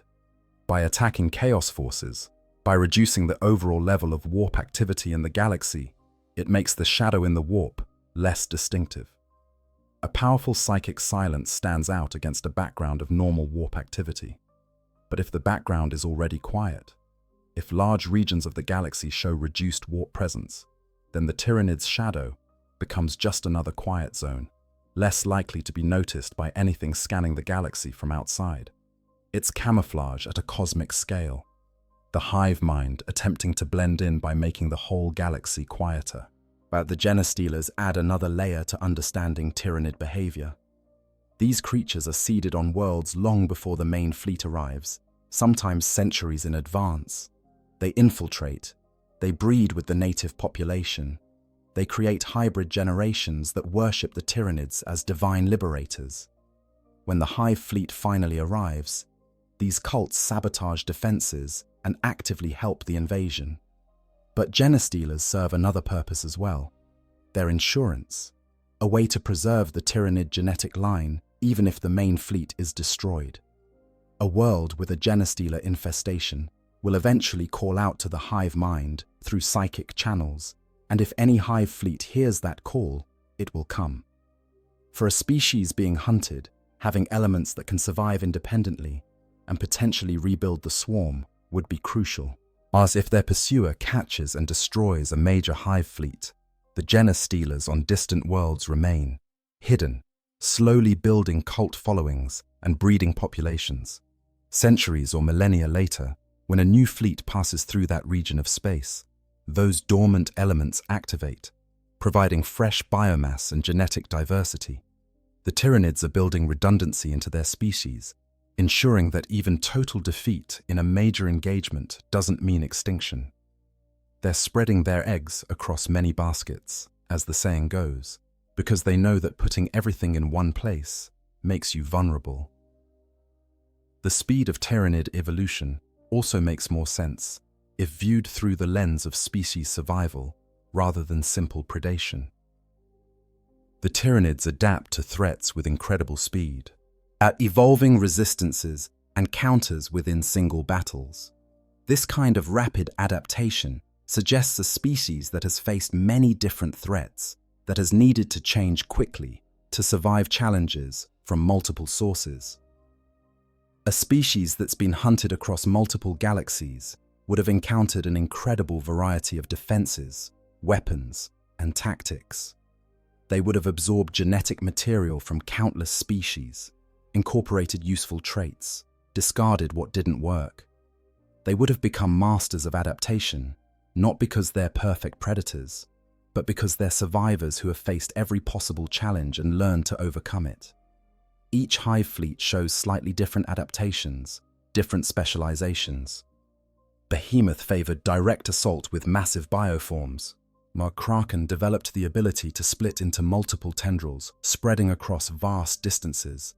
Leviathan showed unprecedented coordination and tactical sophistication. Gorgon evolved resistance to toxins and poisons. Hydra became scavengers, feeding on the remains of other defeated fleets. These aren't just random variations, they're different survival strategies, different approaches to the same fundamental problem of staying alive in a hostile universe. The hive mind is running experiments, trying different tactics, seeing what works and what doesn't. It's the behavior of a species desperately seeking the optimal strategy for survival. The Tyranids' refusal to communicate might be the most telling sign that they're hiding from something. True predators often communicate with each other, at least within their own species. Pack hunters coordinate. Hive insects share information. Even solitary predators mark territory and signal intentions to rivals. But the Tyranids maintain absolute psychic silence toward everything outside the hive mind. They don't broadcast, they don't signal, they don't even acknowledge attempts at communication. The Tau tried diplomacy and were ignored. The Imperium's attempts at negotiation or surrender were met with continued attack as if nothing had been said. The Tyranids act as if any communication at all is dangerous, as if breaking silence even once might give away their location to something that's listening. This makes sense if they're hiding. You don't call out when you're hiding from a predator. You don't advertise your presence. You move quietly, you avoid attracting attention, and you certainly don't respond when someone calls to you, because that response might be intercepted by your pursuer. The Tyranids communicate within the hive mind through highly localized psychic channels that don't broadcast beyond the fleet. They use the shadow in the warp to mask even those internal communications. And they maintain absolute radio silence on all other frequencies, psychic or otherwise. It's the behavior of prey trying to avoid detection, not of predators confident in their ability to overcome any threat. The final piece of evidence for the flight theory comes from the Tyranids' own biology. They are incredibly efficient at converting biomass into new organisms, but that efficiency comes at a cost. Tyranid bioforms are short-lived compared to other species. They age rapidly, burn out quickly, and need to be constantly replaced. This suggests a species that values rapid reproduction over individual longevity, that prioritizes numbers and adaptability over the durability of individual organisms. It's an evolutionary strategy that makes sense for a species that expects heavy casualties, that knows it will lose individuals frequently and needs to be able to replace them quickly. Predators, especially apex predators, tend to evolve toward longer lifespans and fewer offspring, because they don't face significant predation themselves. But prey species evolve toward rapid reproduction, short lifespans, and large numbers of offspring, because they expect to lose individuals to predators regularly. The Tyranids reproduce like prey. They adapt like prey. They hide like prey. That they operate under the constant assumption that they will face threats they cannot overcome, that they will lose engagements, that they will need to run and rebuild. These are not the characteristics of an apex predator. These are the characteristics of a species that has been prey for so long that every aspect of their biology has been optimized for survival under predation pressure. The fact that they're also incredibly dangerous to other species doesn't change this fundamental truth. Being deadly doesn't make you the predator if something even deadlier is hunting you. So what's the truth? Are the Tyranids fleeing from something or simply following their biological imperative to consume? The answer might be both. They might have started as simple predators consuming galaxies out of hunger, and only later attracted the attention of something that hunts them. Or they might be refugees from an ancient war, fleeing from enemies that destroyed their creators. Or they might be something else entirely, operating under imperatives we cannot comprehend with our limited understanding. What we know for certain is that they're here, that they're consuming our galaxy, and that understanding their true nature and motivation might be the key to defeating them, redirecting them, or at least surviving their passage. The Imperium fights on, defending worlds, studying the enemy, looking for weaknesses. The Necrons awaken and scheme, pursuing their own agendas while watching the Tyranid threat carefully. The Eldar read the skeins of fate and keep their own counsel, sharing only what serves their purposes. And somewhere in the cold dark between galaxies, something moves, following an ancient trail, pursuing objectives known only to itself. Whether that something is more hive fleets or something altogether different, whether it's myth or terrifying reality, we cannot know with certainty. But we can prepare, we can study, we can fight, and we can hope that when the final answer to the question of what the Tyranids are running from finally reveals itself, we'll have the strength to face it. Because if the Tyranids, with all their numbers and adaptability and relentless hunger, are afraid of something, then that something might be the most terrifying force in the universe. And our galaxy stands directly in its path. Understanding the Tyranids requires examining not just their behavior in our galaxy, but the specific ways their biology and tactics have evolved. Each adaptation tells a story. Each bioform serves a purpose that might reveal whether we face predators or prey. The Norn Queens, buried deep within the largest hive ships, represent perhaps the most crucial element of Tyranid biology.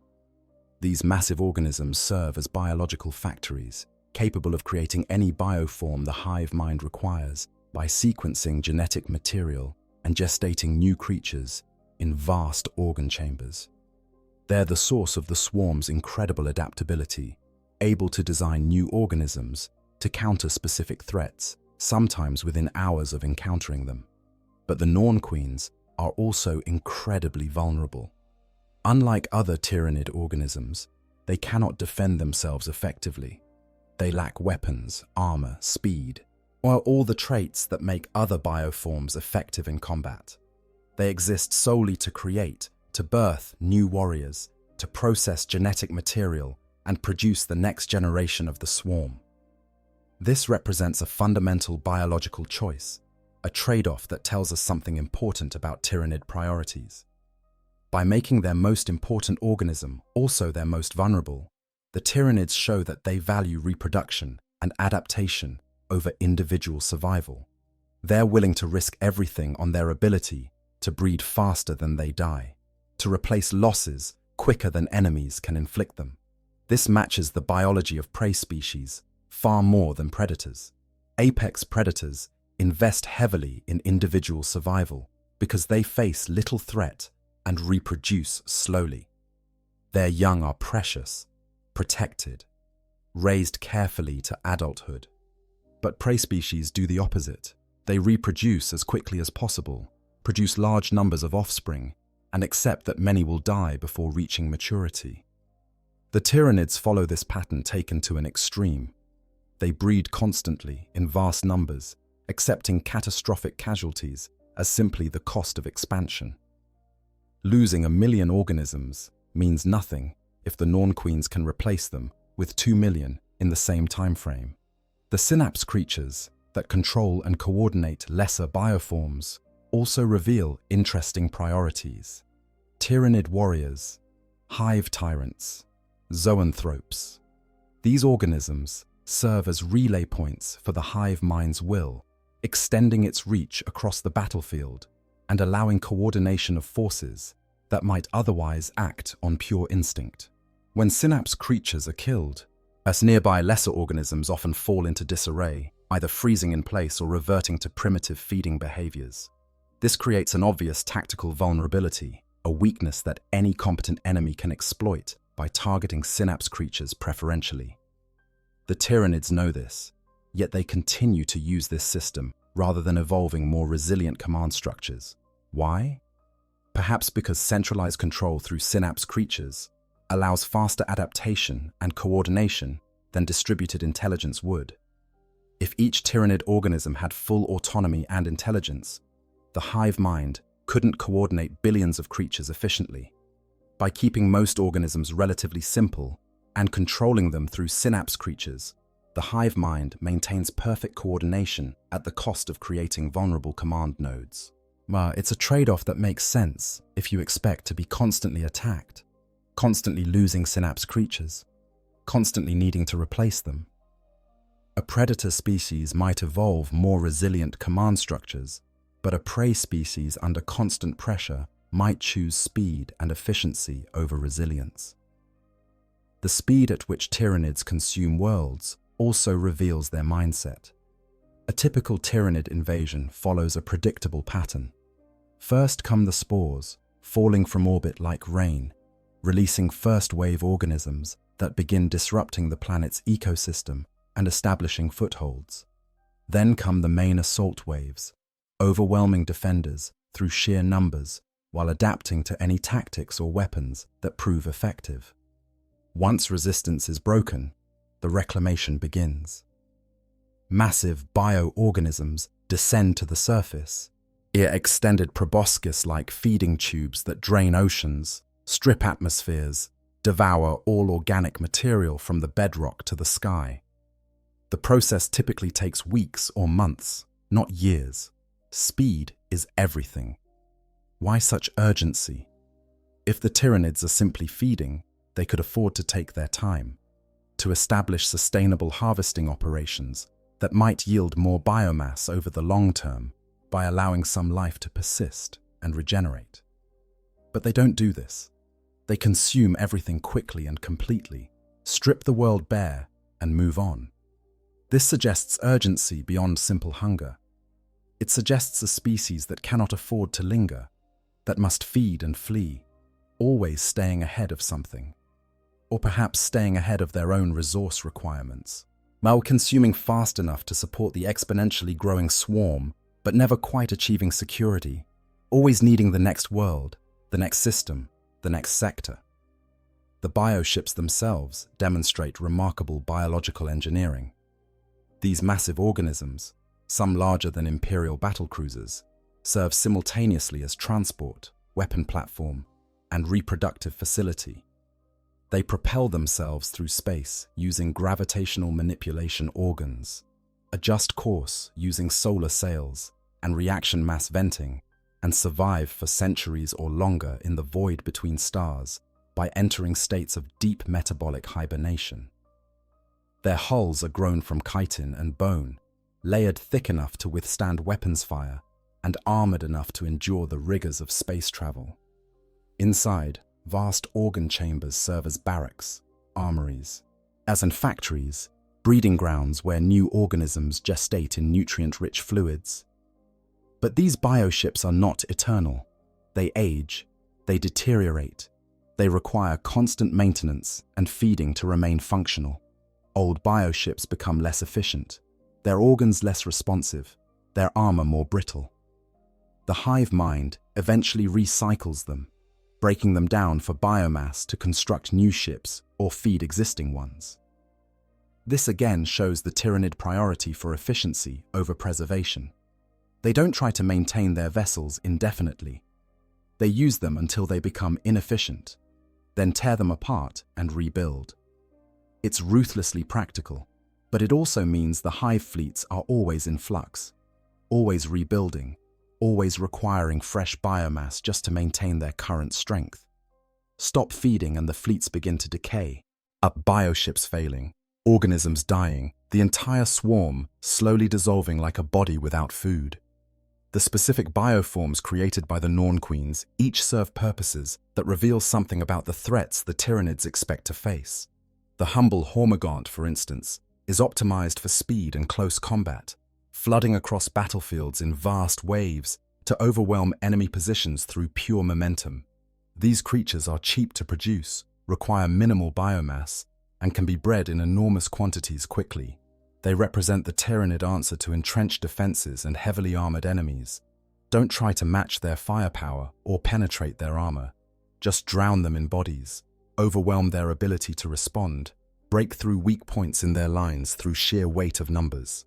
As termagants serve a similar role, but with ranged weaponry, typically bioweapons that fire living ammunition, or launch spines capable of penetrating most armor. They're still cheap, still numerous, still expendable. The hive mind throws them at enemies in vast swarms, accepting horrific casualties because each termagant that gets a shot off might take down an enemy warrior. And that trade is acceptable when you can breed 10 termagants for the biomass cost of one enemy soldier. It's mathematics of attrition, war reduced to pure numbers.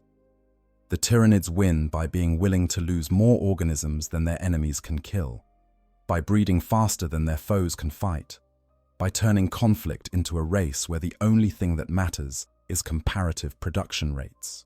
The larger bioforms show more specialization and reveal more sophisticated threat assessment. Carnifexes are living tanks, massive creatures armored in thick chitin plates and armed with everything from crushing claws to bioplasma weapons. They're designed to break fortifications, to crush enemy armor, to serve as breakthrough units that can punch holes in defensive lines for smaller organisms to exploit. But carnifexes are expensive in biomass terms.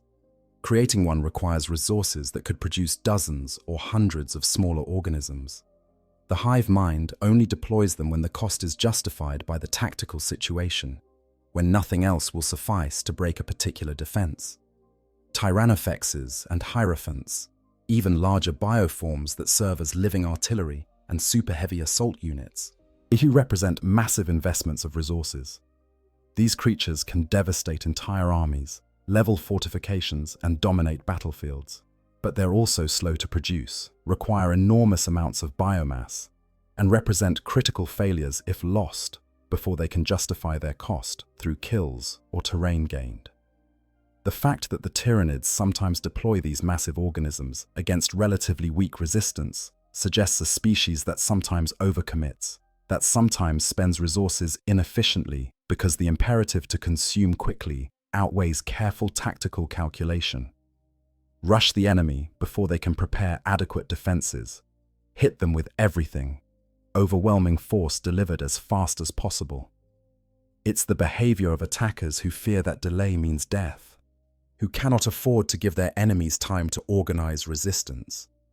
The flying organisms like gargoyles and harpies serve obvious tactical purposes, providing air superiority and rapid strike capabilities. But they also serve another function that's often overlooked. They're scouts, observers, creatures that can range far ahead of the main swarm and report back on what they find. In a species that maintains strict psychic silence toward anything outside the hive mind, having physical scouts becomes essential. The Tyranids need eyes on potential targets, but they can't risk loud psychic scanning that might give away their presence. So they send living scouts instead, organisms that can observe through physical senses and report through extremely localized psychic links that don't broadcast beyond the immediate area. This again suggests a species hiding from something.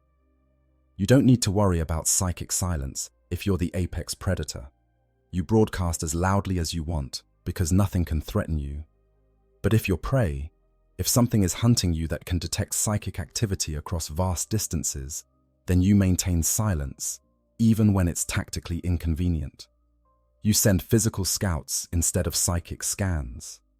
You keep your communications localized and encrypted. You act like every broadcast might be intercepted. Every signal might give away your location to an enemy that you cannot afford to alert to your presence. The Genestealers deserve special attention because they represent the Tyranids' longest-term strategy.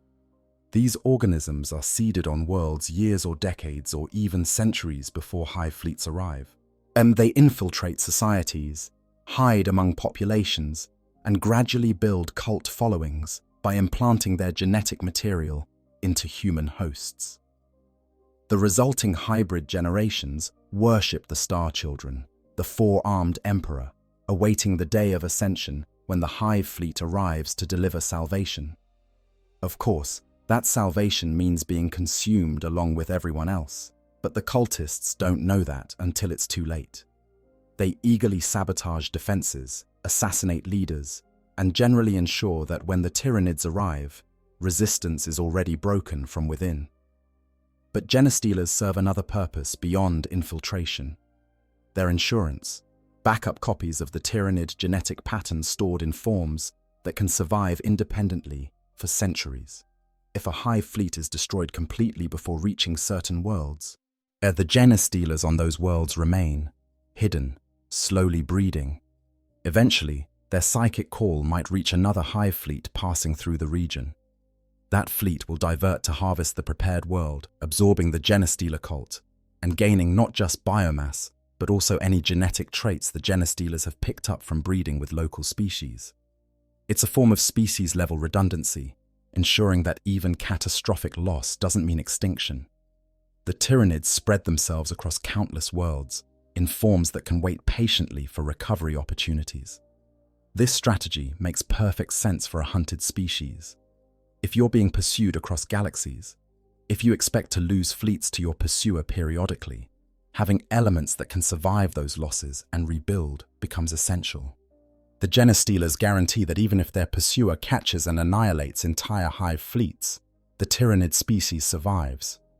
Somewhere on some forgotten world, a Genestealer cult waits, carrying the genetic legacy of the swarm. Eventually, they might grow large enough to attract another fleet's attention, to serve as a rebuilding point for the species. It's patient, it's strategic, and it's exactly what you'd expect from a species that has learned through bitter experience that preservation requires redundancy. The specific tactics employed by different hive fleets offer further insight into Tyranid motivations and methods. Hive Fleet Behemoth, the first major invasion, favored direct assault strategies. It gathered its forces into massive concentrations and drove straight for key targets, particularly those near the Astronomican's light. This suggested a straightforward approach driven by attraction to psychic beacons, but it also revealed a certain inflexibility. Behemoth didn't adapt well when its main thrust was blunted at Macragge. It committed heavily to breaking through at that point, rather than finding alternative approaches, and ultimately, the fleet was destroyed through attrition. The Imperium lost millions of defenders and countless resources, but Behemoth was stopped, its bioships scattered, its genetic material denied to the greater hive mind. Hive Fleet Kraken learned from Behemoth's defeat. Rather than concentrating into a single massive force, Kraken split into dozens or hundreds of smaller tendrils, each capable of threatening multiple systems simultaneously. This strategy spread Imperial defenses thin, or forced them to divide their forces, and created situations where the Tyranids could win through local superiority, even when they might have lost a unified confrontation. Kraken consumed more worlds than Behemoth before being stopped, and even then, it wasn't destroyed completely. Splinter fleets from Kraken continue to plague the galaxy, operating independently, but all serving the same ultimate purpose of consumption and growth. The shift from Behemoth's strategy to Kraken's shows sophisticated learning and adaptation. The hive mind analyzed what went wrong at Macragge, understood that concentration created vulnerability to focused defense, and developed a counter-strategy that exploited the defender's inability to be everywhere at once. This is high-level strategic thinking. The kind of analysis we'd expect from intelligent military leaders, not mindless swarms. It shows the hive mind learning, adapting, trying new approaches when old ones fail. But it also shows a kind of desperation. Splitting into many smaller forces is a strategy you use when you can't win direct confrontations, when you need to avoid major battles and instead nibble at the edges of enemy territory. It's guerrilla warfare at a galactic scale, the strategy of the weak against the strong, or the strategy of those who cannot afford the losses that come with direct engagement. Leviathan, appearing from below the galactic plane, demonstrated even more sophisticated strategy. By approaching from an unexpected vector, it bypassed many of the defensive positions the Imperium had established after Behemoth and Kraken. Had it struck at worlds that had prepared for attacks from the galactic east, but never expected assault from the galactic south. Leviathan also showed unprecedented coordination, with multiple tendrils working together more closely than Krakens had, timing their attacks to create maximum disruption and minimum opportunity for defenders to respond. This suggested centralized planning at a higher level than previous fleets. Or perhaps it showed different elements of the hive mind in communication across vast distances, coordinating through methods the Imperium couldn't detect. But Leviathan also revealed desperation in its tactics. It committed to attacks in regions of the galaxy closer to Terra, closer to the heart of the Imperium's power, where response times would be faster and defensive resources more concentrated. And this was either extreme confidence or extreme urgency. Either the hive mind believed Leviathan was strong enough to break through even concentrated defenses, or it needed to feed quickly enough that approaching easier targets wasn't acceptable. The timing of Leviathan's arrival, during the opening of the Great Rift and the chaos of the Cicatrix Maledictum, suggests opportunism.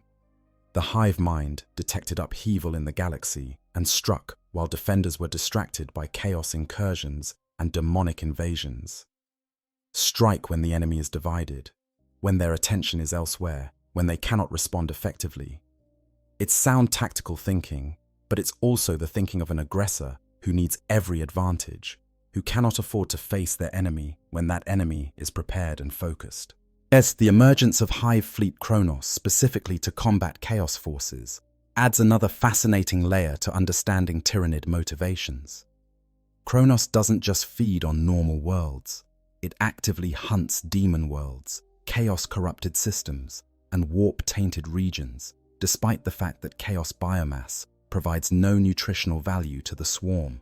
It commits substantial resources to destroying enemies that cannot be consumed, which seems wasteful from a simple predator's perspective.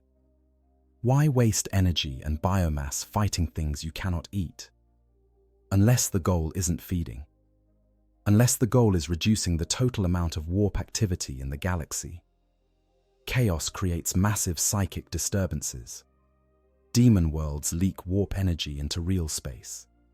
Chaos cults generate psychic signatures through their rituals and worship. And all of this creates a background noise of warp activity that makes the galaxy highly visible to anything capable of detecting such things from outside. If the Tyranids are trying to hide, if they're attempting to keep their presence in the galaxy less noticeable to whatever might be searching for them, then reducing that background noise would be strategically important. Kronos attacks chaos, not because the hive mind hates chaos, but because chaos makes the galaxy loud, and a loud galaxy is a galaxy that advertises itself to the void. Make the galaxy quieter by eliminating warp corruption, and the Tyranid's own psychic signature becomes less distinctive, harder to detect against the background.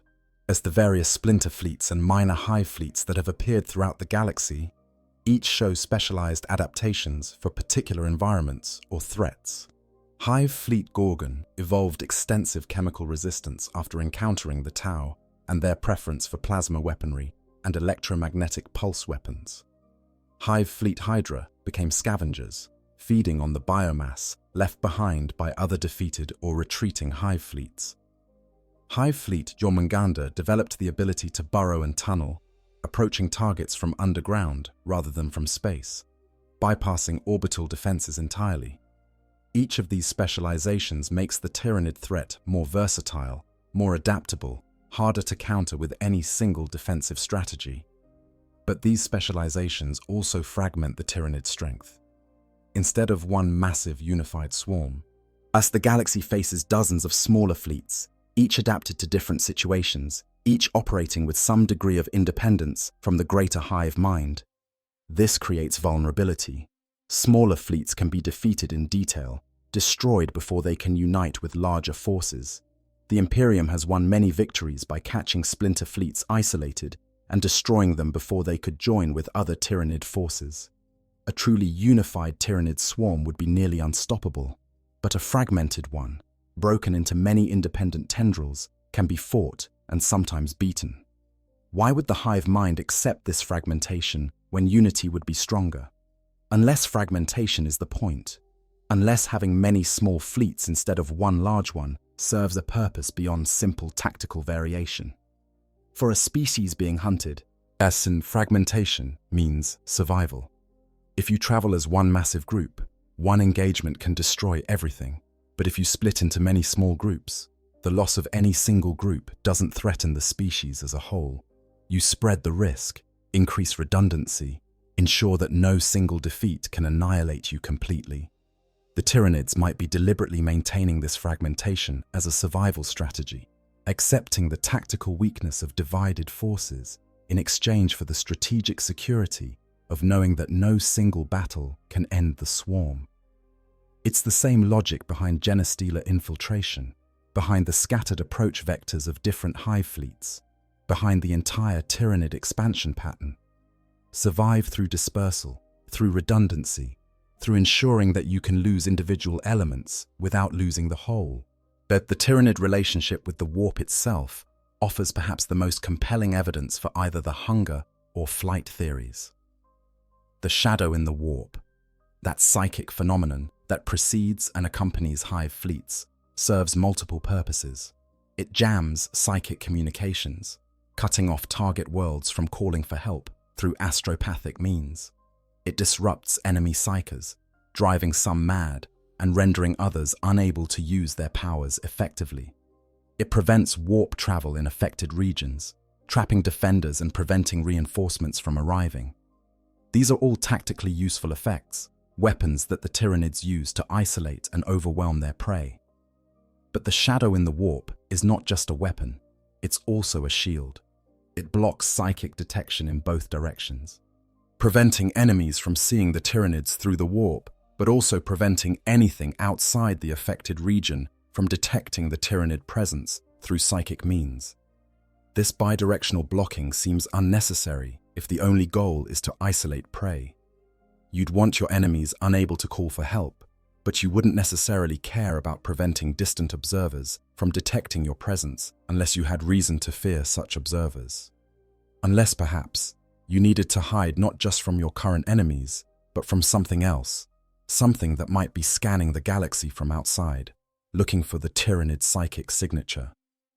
The mechanism of the shadow in the warp also reveals Tyranid sophistication. It's not simply psychic jamming, crude interference with warp-based communications. It's an actual presence, a manifestation of the hive mind's consciousness in the Imperium.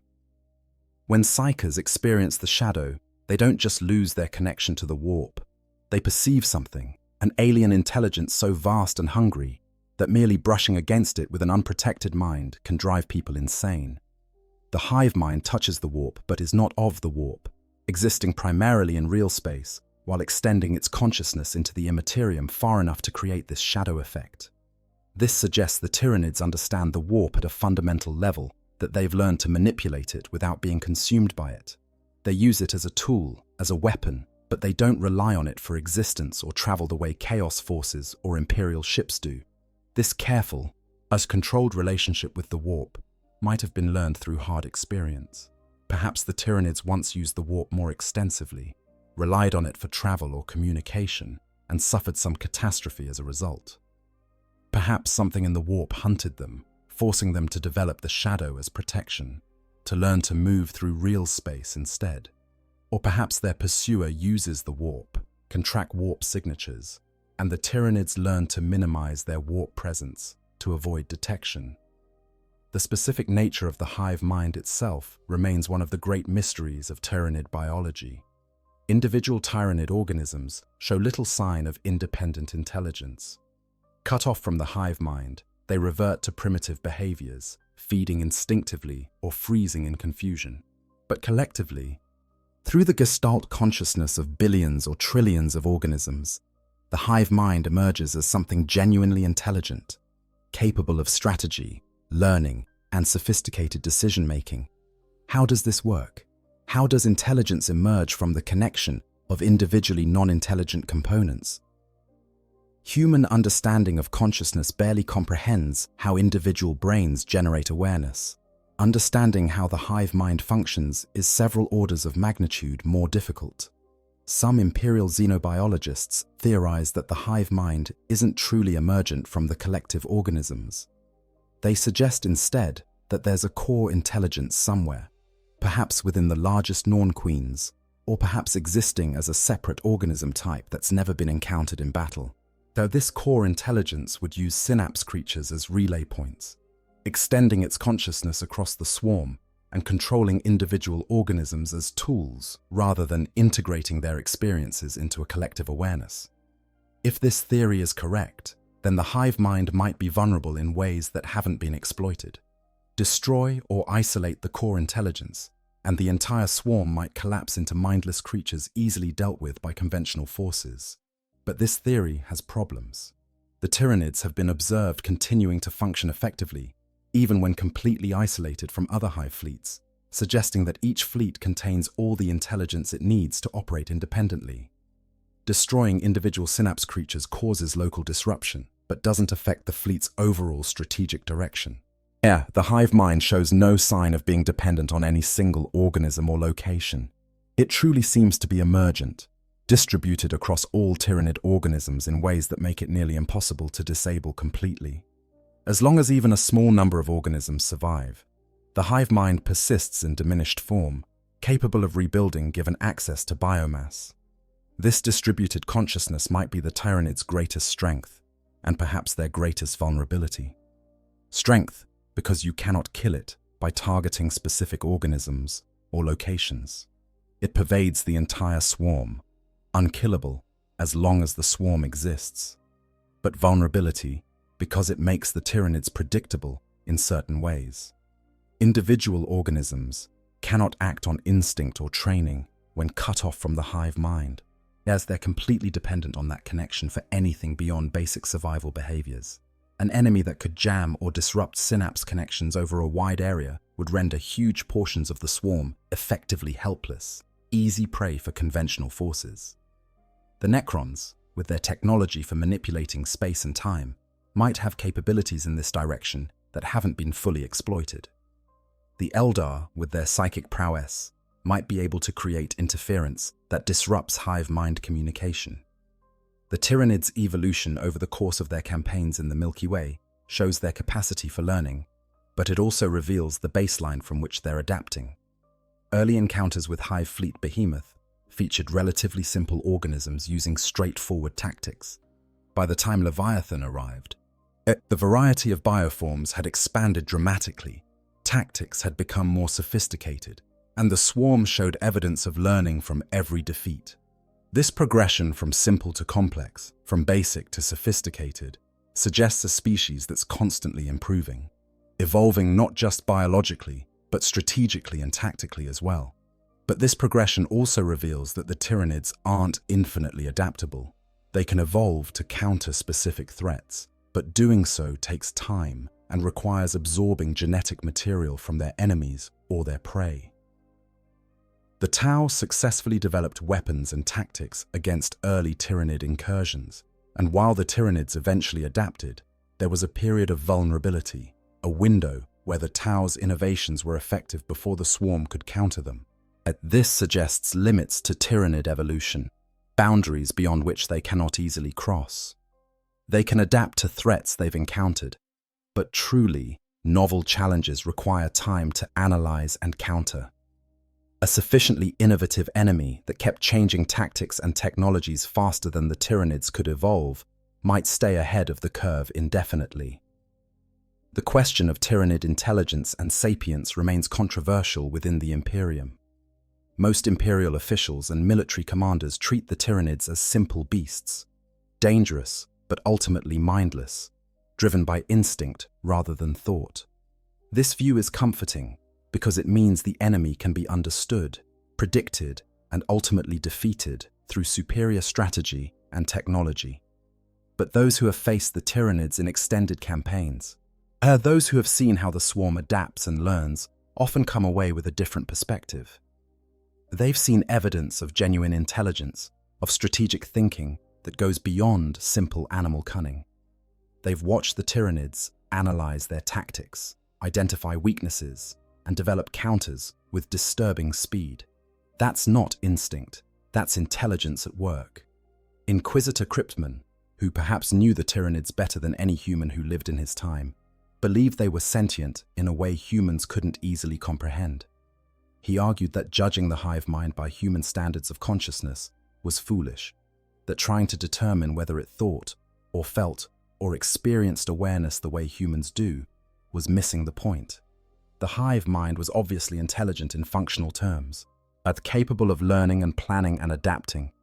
Whether it experienced qualia, whether it had something that could be called a soul or self-awareness in human terms, didn't matter. It was a threat beyond anything the Imperium had faced before, and treating it as a simple beast would lead to disaster. Cryptman's final actions, before he was declared excommunicate traitoris and exiled from the Imperium, revealed the depth of his understanding and the terrible choices he believed necessary. He created the Cryptman line, ordering the exterminatus of dozens of worlds along the path of Hive Fleet Leviathan, rendering them lifeless before the Tyranids could arrive. The theory was that by denying the swarm biomass, by creating a barrier of dead worlds, he could slow or redirect their advance. The Imperium, and horrified by the scale of the destruction he'd caused, condemned him. Trillions of loyal Imperial citizens died on those worlds, sacrificed without even the chance to fight for their survival. But Cryptman understood something his critics didn't. He understood that every world the Tyranids consumed made them stronger. Better to deny them those resources, even at terrible cost, than to allow them to feed and grow. His calculations suggested that Leviathan, if allowed to consume those worlds, would have gained enough biomass to become unstoppable, to grow beyond the Imperium's ability to contain or defeat. By destroying the worlds himself, he weakened the Hive fleet, ensured it would arrive at its next targets, diminished rather than strengthened.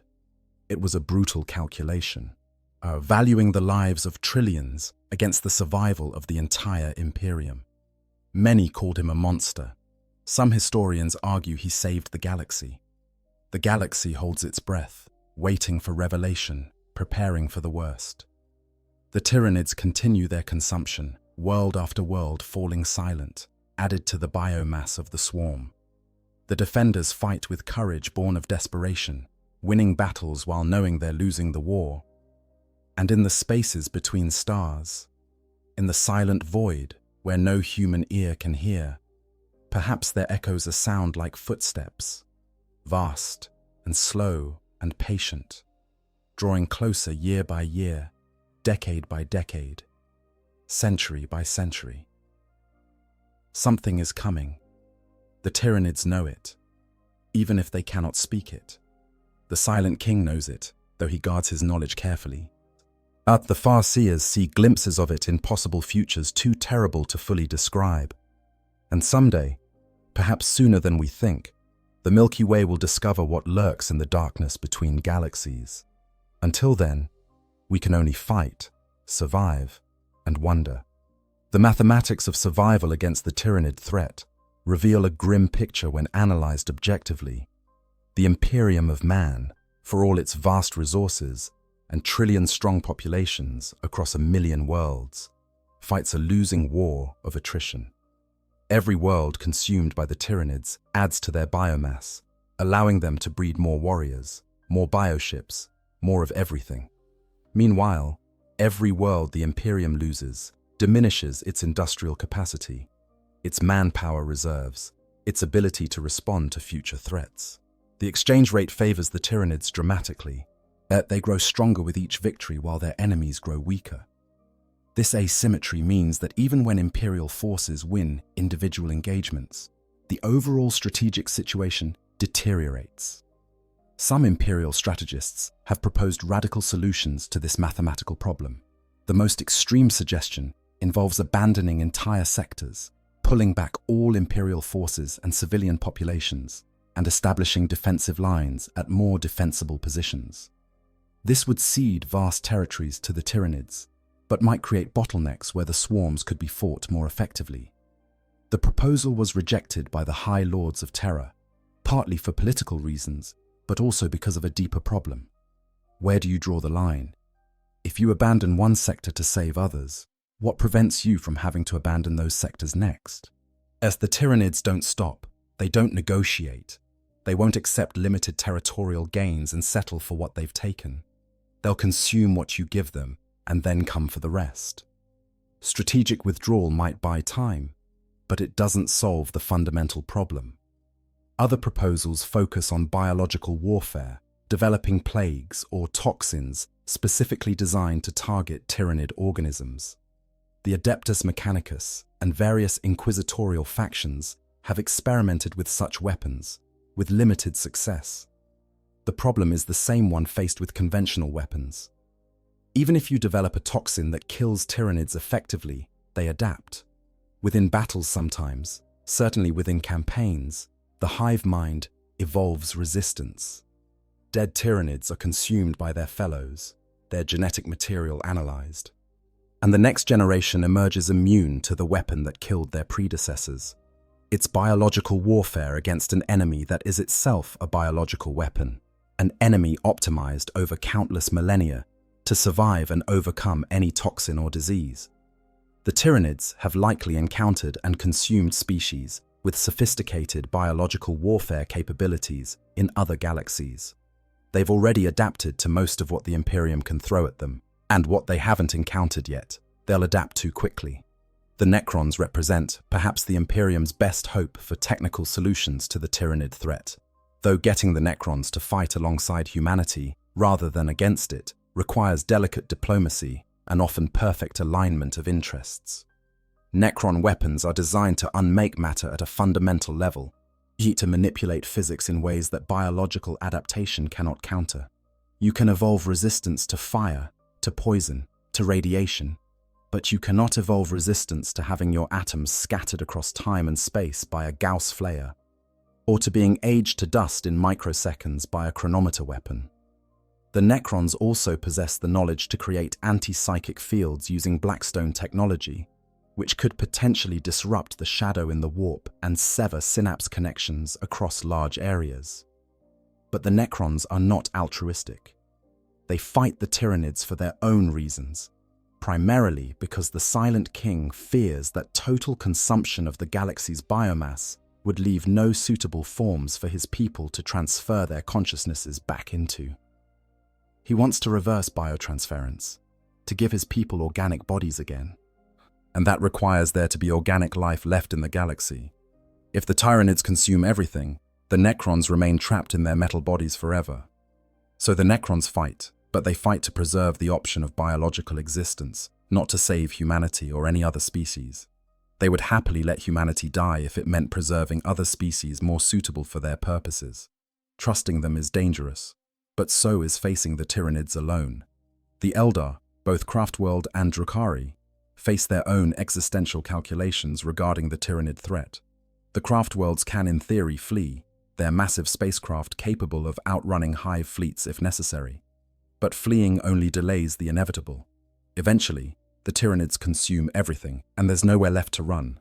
Some Craftworld seers have proposed attempting communication with the hive mind, trying to find some way to convey that cooperation might serve mutual interests better than conflict.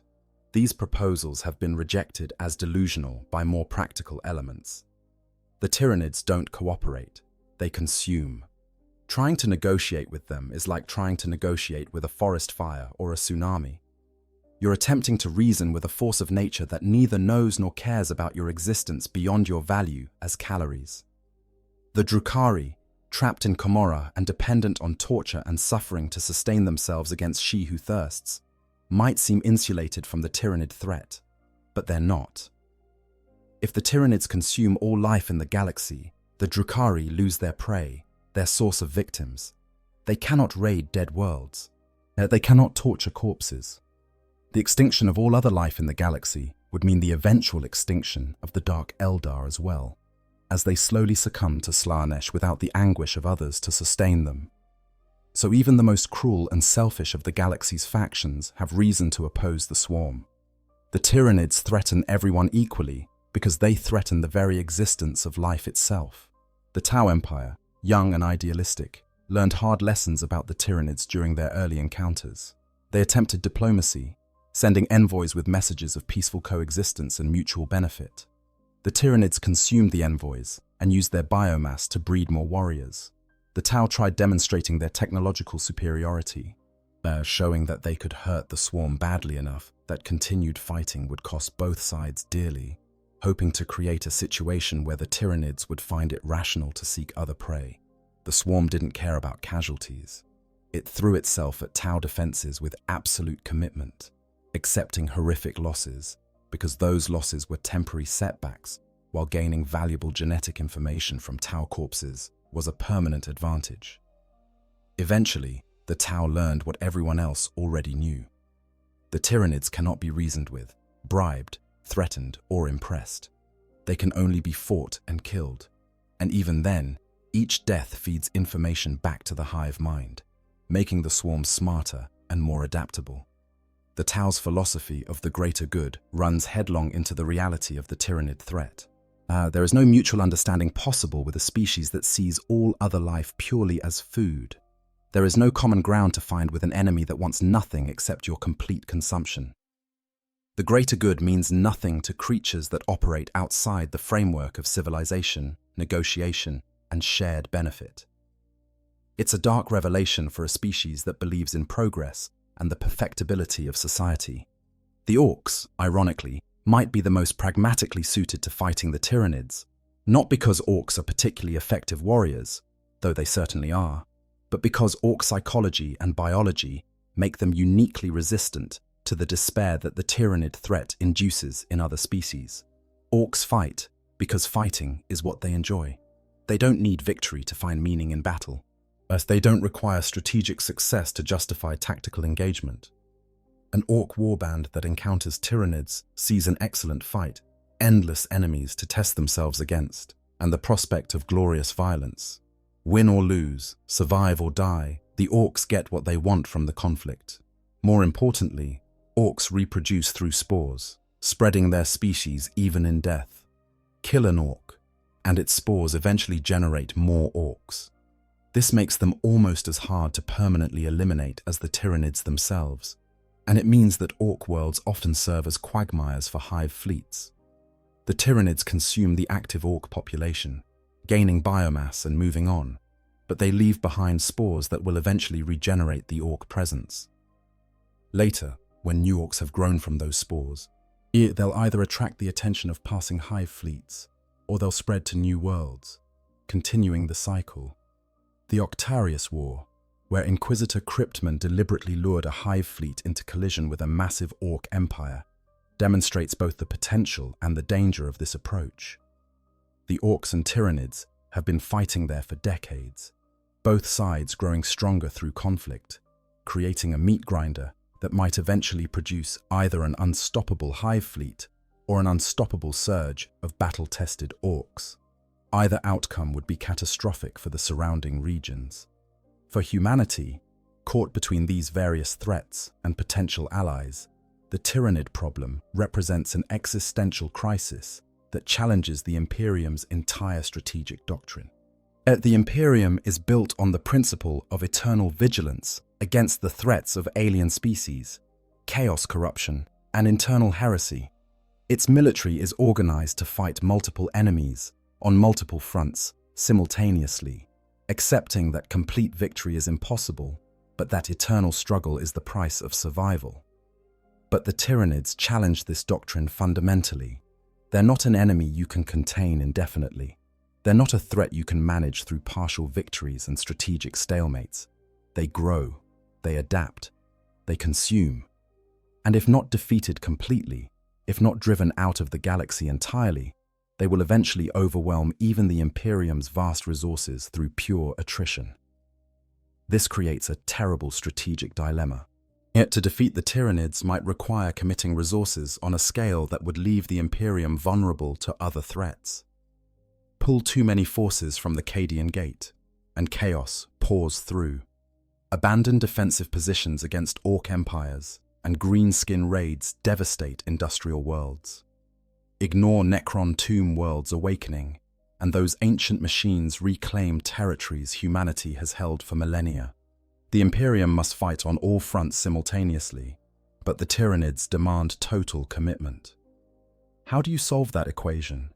How do you dedicate enough force to stop an existential threat while still defending against all the other existential threats that surround you? Some Imperial commanders have proposed accepting terrible losses in some sectors to achieve victory in others. Let the Tyranids consume the eastern fringe entirely, pull back all forces, and establish an impenetrable defensive line closer to the galactic core. This would sacrifice billions of Imperial citizens and thousands of worlds, but it might create a situation where the Imperium could actually stop the swarm's advance, rather than merely slowing it. The proposal assumes the Tyranids would eventually exhaust themselves, consuming the sacrificed territory, that they would run out of momentum or biomass, or simply find the remaining defenses too strong to breach. But this assumption might be wrong. The Tyranids might simply grow larger and stronger from consuming all those abandoned worlds, and when they finally hit the defensive line, they'd be unstoppable. The religious implications of the Tyranid threat trouble the ecclesiarchy deeply. While the Imperial Creed teaches that humanity has a divine right to the galaxy, that the Emperor protects his faithful, and that ultimate victory against all enemies is inevitable for those who remain pure in their devotion, the Tyranids challenge all of this. They're utterly indifferent to faith. They consume the pious and the heretical alike without distinction. Praying to the Emperor doesn't make you less nutritious. A world's devotion to the imperial cult offers no protection against the falling spores and the swarms that follow. If faith doesn't matter, if devotion provides no shield against this particular enemy, what does that say about the foundations of imperial belief? The ecclesiarchy's answer is to frame the Tyranid threat as a test, a trial sent by the emperor to prove humanity's worth through suffering and struggle. The faithful must fight not because faith protects them, but because fighting demonstrates faith. To stand against the swarm knowing that prayer won't save you, that the emperor's protection is spiritual rather than material, and to fight anyway, that's true devotion. This theological adjustment is necessary, but not entirely satisfying to those who watch their worlds die despite their prayers, despite their unwavering faith, despite their absolute loyalty to the throne. Sometimes, faith doesn't feel like enough when you're watching your family consumed by creatures that don't even notice your devotion. The future of the galaxy, if the Tyranids cannot be stopped or redirected, looks grim from every analytical angle. Some projections suggest that at current rates of consumption and expansion, one of the Tyranids could consume the majority of the Milky Way within a few thousand years. That's a blink of an eye on cosmic timescales, barely noticeable against the galaxy's multi-billion-year history. But for the civilizations facing that consumption, for the trillions of individuals whose lives and deaths will play out during that period, it's an eternity of war, loss, and desperate struggle. Generation after generation will grow up knowing that the sky holds an enemy that cannot be reasoned with, cannot be appeased, and will inevitably come for them unless something fundamental changes. What could change the situation? What possible developments could shift the balance away from inevitable Tyranid victory? One possibility is internal conflict among the hive fleets. We know that different fleets sometimes attack each other, consuming rival swarms to grow stronger. If this tendency could be encouraged, if hive fleets could be set against each other on a larger scale, they might spend their strength fighting themselves rather than consuming the galaxy's other inhabitants. But this would require understanding the hive mind's decision-making process well enough to manipulate it, and nobody has achieved that level of comprehension yet. The Tyranids remain fundamentally alien, their motivations and thought processes so far from human understanding that meaningful manipulation seems impossible. Another possibility is external intervention, something from beyond the galaxy entering our space and changing the strategic situation. This could be the old ones returning from wherever they've been hiding. We're bringing technology and knowledge that could counter the Tyranid threat. Or it could be the arrival of whatever is chasing the Tyranids, something even more terrible that would make the swarms seem like a minor problem by comparison. Or perhaps some unknown, spacefaring civilization from another galaxy, drawn to ours by the psychic fireworks of the Great Rift, or the shadow in the warp, arriving with capabilities and technologies that nobody in the Milky Way has ever encountered. External intervention could save the galaxy, but it could also doom it depending on the nature of what arrives. The most optimistic scenario, though one that seems increasingly unlikely, is that the Imperium and its sometime allies develop a complete solution to the Tyranid threat. Perhaps Belisarius' call creates a weapon that disrupts the hive mind permanently, is severing the psychic connections between organisms and rendering the swarm mindless and easily defeated. Perhaps the Necrons discover a way to redirect hive fleets en masse, sending them back out into the void toward uninhabited galaxies. Perhaps the Elder Farseers discover a skein of fate where the Tyranids choose to leave on their own, drawn by some signal or threat that makes our galaxy less attractive than other options. Perhaps the Emperor himself finally awakens from his millennia-long vigil on the Golden Throne, bringing powers and knowledge that can end the threat once and for all. But these optimistic scenarios require things to go right in ways that things rarely go right in the 41st millennium. They require cooperation between factions that hate each other, as they require technological breakthroughs in fields where progress has been stagnant for millennia. They require the Tyranids to behave in ways contrary to everything we've observed about their nature and behavior. Hope is vital for maintaining morale and preventing despair, but strategic planning requires acknowledging harsh realities. And the harsh reality is that the Tyranids are winning, slowly but steadily, consuming more than they lose, adapting faster than their enemies can develop counters, spreading further with each passing year. Perhaps the most unsettling possibility is that we already know what the Tyranids are running from, but we don't recognize it because it's too big, too fundamental to comprehend. What if the Tyranids are fleeing from the heat death of the universe itself, on from the slow unwinding of cosmic order that will eventually claim all things? What if they're trying to consume as much as possible before everything ends, trying to achieve some final state of evolution or consciousness that can survive the ultimate ending? In that case, nothing can stop them, because they're not running from a pursuer, but from destiny itself, from the inevitable fate that awaits all matter and energy. They consume because consumption is all that gives meaning to the brief window of time before the darkness closes in. Or perhaps what they're running from is themselves, their own nature, the realization that they're trapped in an eternal cycle of consumption that cannot end while they exist. Perhaps somewhere in the vast distributed consciousness of the hive mind, there's an awareness that they're abominations, violations of the natural order, and that the only escape from what they are is to finally consume everything, to achieve some critical mass of genetic information and biomass that would allow transformation into something different, something not defined entirely by hunger. It's a grim sort of hope, the idea that the swarm might eventually eat its way to enlightenment, but it's perhaps the only scenario where the Tyranids' total victory wouldn't mean the complete end of life in the galaxy. The truth, ultimately, may be simpler than any of these theories suggest. The Tyranids might simply be what they appear to be, a species optimized for consumption, following their biological imperative across the universe, because that's what they evolved to do. No grand conspiracy, no pursuing threat, no deeper meaning, just hunger, endless and insatiable, moving from galaxy to galaxy until the last star burns out and there's nothing left to eat. In some ways, this simple truth is more terrifying than any elaborate theory about what they might be fleeing from. Because if the Tyranids are just hungry, if there's nothing chasing them and nothing can divert them, then the only solution is extinction, either theirs or everyone else's. There's no negotiation possible with hunger. There's no compromise with an empty stomach. You feed it or you destroy it. Those are the only options.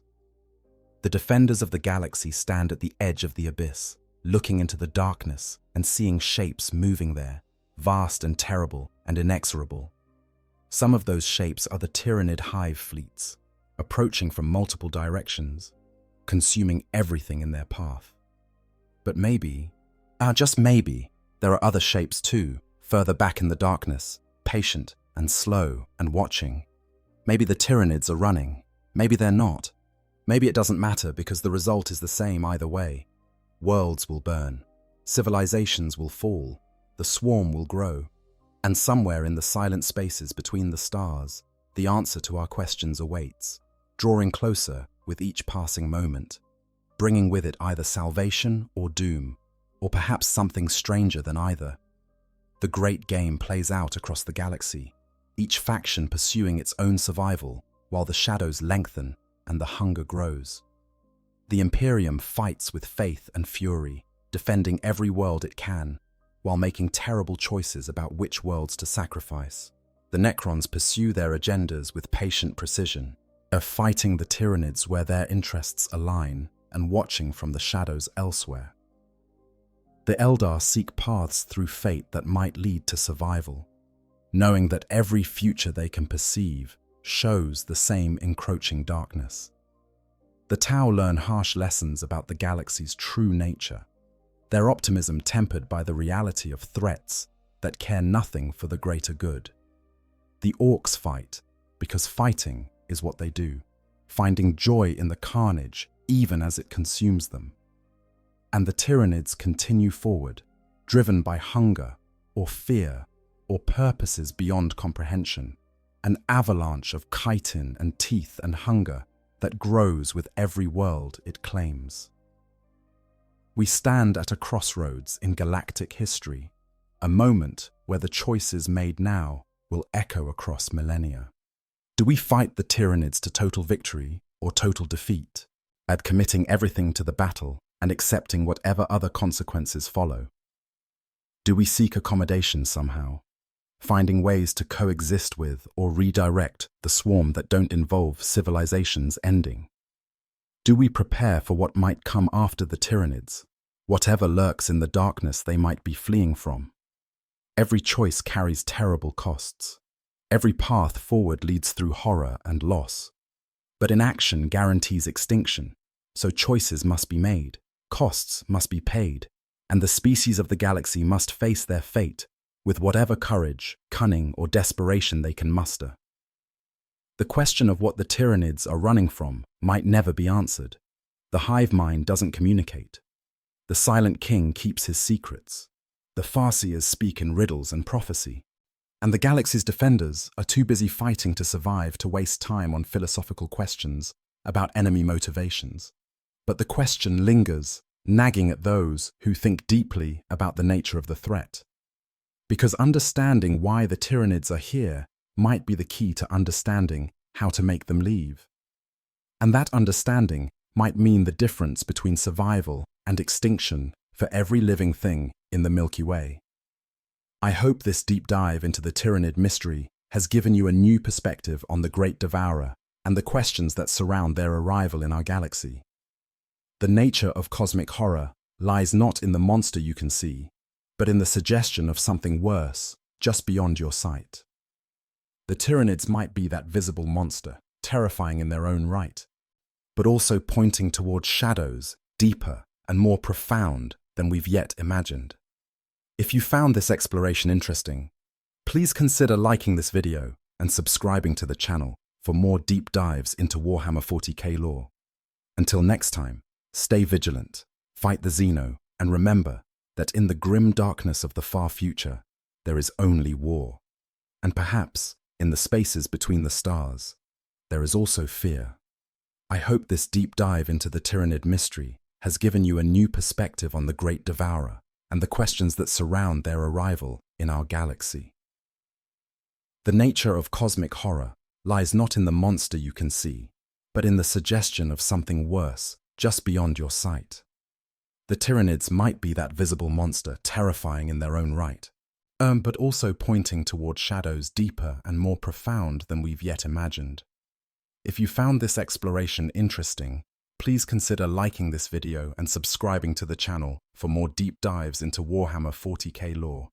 Until next time, stay vigilant, fight the Xeno, and remember that in the grim darkness of the far future, there is only war, and perhaps, in the spaces between the stars, there is also fear.